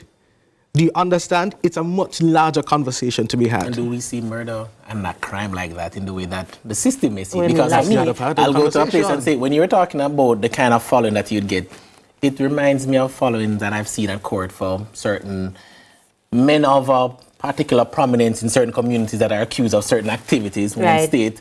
And when you think about it, that's a part of our culture and our society. Yes. We do hug up, if you want to use the word criminality, but it's that dark part of our culture. And for us, we do see them as Robin Hood. We do see them as men who are fighting against a structure, fighting against the system. And for me, that ties back to our next question. Should we then be skeptical of the legal system? Because we feel that somehow, no matter what, it had to be the white man who quashed the conviction. Should we be skeptical about what we're doing in our own? Well, I have an even bigger question. Right now, we're talking about, you know, leaving the monarchy completely and having our own courts. And there are lots of Jamaicans who feel that doing that is actually going to leave us vulnerable, especially the persons who may not be able to hire the expensive lawyer to defend them, leave them vulnerable because they don't have an objective party to actually look at their case objectively, because they see the bias that is being showed in this case, or the perceived bias that's been shown in this case. So a part of the bigger conversation you mentioned, Ramon, is the fact that the justice system sometimes can look biased, and it should be an unbiased system. Yeah. I think we should always be skeptical. That's my philosophy. I don't believe anything. Anything can be proven and disproven 1,000 times. I'm there with you. That's how we build this. Wow, thank you, Ramon. It's the skepticism that got us. You're like, but we should also be honest, you know? Okay. The justice system in this case can appear biased. I'm choosing my words very carefully. Can appear very biased. Yes? But there also is evidence that points to him possibly committing the crime that he's convicted for. So we can be skeptical of a system, but still be honest in light of the fact. And I think that's very important. Yeah. You know, and for me, as you had put it eloquently before, it's a fascinating case study of when the system and the culture meet head on. Yes. Because for me, what I see every day that people have conversations around Vibes Cartel is that it mostly never has anything to do with the actual facts and evidence of the case. Right. It's your perception of the man, your perception of the system, your perception of his influence. And for me, that is the quintessential definition of this new age that we live in. We're seeing Jamaica's transformation culturally because our Don is taking on a whole new life. And he went to the Privy Council. He got the big man to say, hey, something now work here. And for many of us, we're actually using this as a broader case study as to should I trust the system. No, and a lot of people felt vindicated. But you can't blame them. Why? Because at the end of the day, how it was presented, if you listen to the summary, there are several elements that were questionable, but in fact, having this one tainted juror should have been enough. Yeah. And in my mind, I'm not a lawyer, but when I heard all of that, the first thing came back to me was, you're telling me our judges never knew that? That's how I felt. But then I'm not a lawyer, so I don't know. But, you know, there's a lot more to unpack with our final thoughts when we come back from the break. Come back, guys.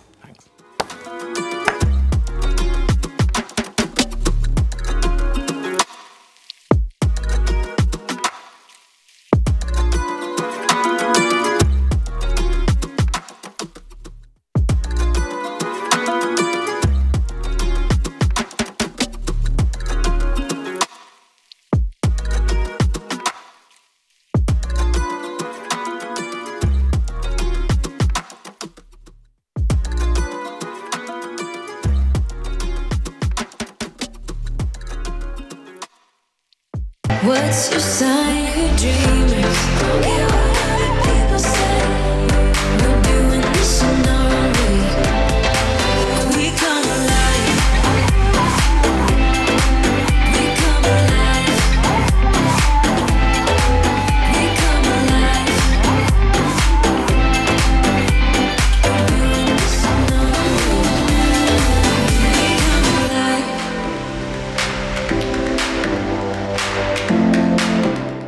Our days get a little complex sometimes. Often so many things make sense, yet so many do not. We are being intentional about giving prominence to the big stories in order to clarify and enlighten. Lead Story explains who, what, when, where, why, and how. Lead Story with George Davis, weekdays at 6:30 p.m. on CVMTV. I am the only dog. We fix our business fair, you know. More comfortable. More comfortable for what, Pastor? Jamaica's favorite drama, Your Guilty Pleasure. Royal Palm Estate is on CVM every Tuesday and Sunday at 9 p.m. Cesar Huerta pounces. It's a wonderful finish from Luis Chavez.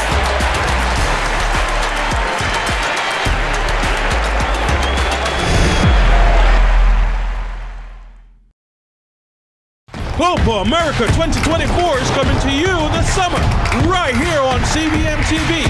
That's right, you get big side access from the comfort of your home so you can catch all the live action. Tune in and watch as Brazil, Argentina, Jamaica, USA, and more battle for Copa supremacy. Tournament kicks off on... Welcome to the ZZ Lottery Draw for 8:25 a.m. Tuesday, June 4th. 2024. The one-drop winning number is 14. The hat-trick winning numbers are 9, 2, 2.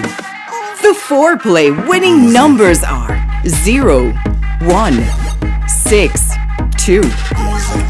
The fireball is red. Thank you for playing with Izizi.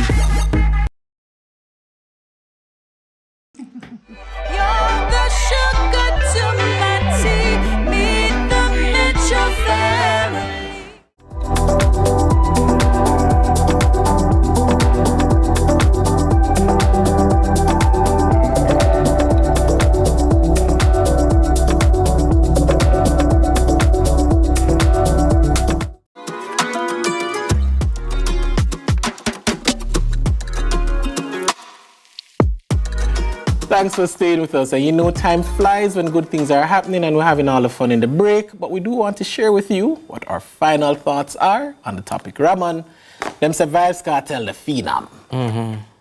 You can enjoy the music. Where do I look? This camera, fantastic. Enjoy the music. But then remember where it's coming from. Remember the influence. Art can be dark, but it can also be very inspiring. And I think that Vybz Kartel, as controversial as he is, can be a very inspiring figure if you ignore even momentarily what he's been accused of. So, yeah, that's that. Shirley? Well, I'm still trying to work out the summertime song that Cartel did many, many years ago is still one of the baddest summertime song in 2024. It's like you feel ready for some of those. Summertime, Anyhow, Vybz Cartel is a phenomenon, and I just think that, paying attention to this case, I think is a great lesson for us to all, just kind of pay attention and see how it rolls out, how it plays out, because as Jamaicans, it is in our interest for our justice system to work for everybody. And, for the persons who are concerned that there's some bias here, hopefully you are proven wrong in the results of this case. All right, and I would not be fair if I actually left this table. I did not ask them the simple question. Ramon and Shelley, come June 10, I believe it is Ramon, you can't remember. Come June 10, there's a decision to be made. In what angle do you expect the decision to be made? Ramon, do you want to go first here again? I expect justice to be done. That is it. Reporter's answer. Shelley, I know you're not afraid. What do you think of that? I'm not afraid either, but me believe that justice will be done. No, come on, man. Let us be factual at this table. What? All right, so you're asking what I think would be done? Yes. Okay, I think justice will be served, but what I am concerned about is if it is that they decide to go ahead and retry this entire thing and retry the entire case, I don't know if we can afford it, and I don't know if the result that they expect to come off it will come off it, or if it will have very negative results in the other side. I think the latter might be true. Okay, I like that. So I will just simply state that for me, I will always continue to enjoy the music. The same way I can enjoy the music of other persons overseas, like R. Kelly, like many others who find the music, art. No, man. Music, art. Just like how we can enjoy people for the things that they've contributed to this world, we also have to remember that we have a duty bound to ourselves to be informed, to not show up at court for a civil case expecting to see somebody standing outside.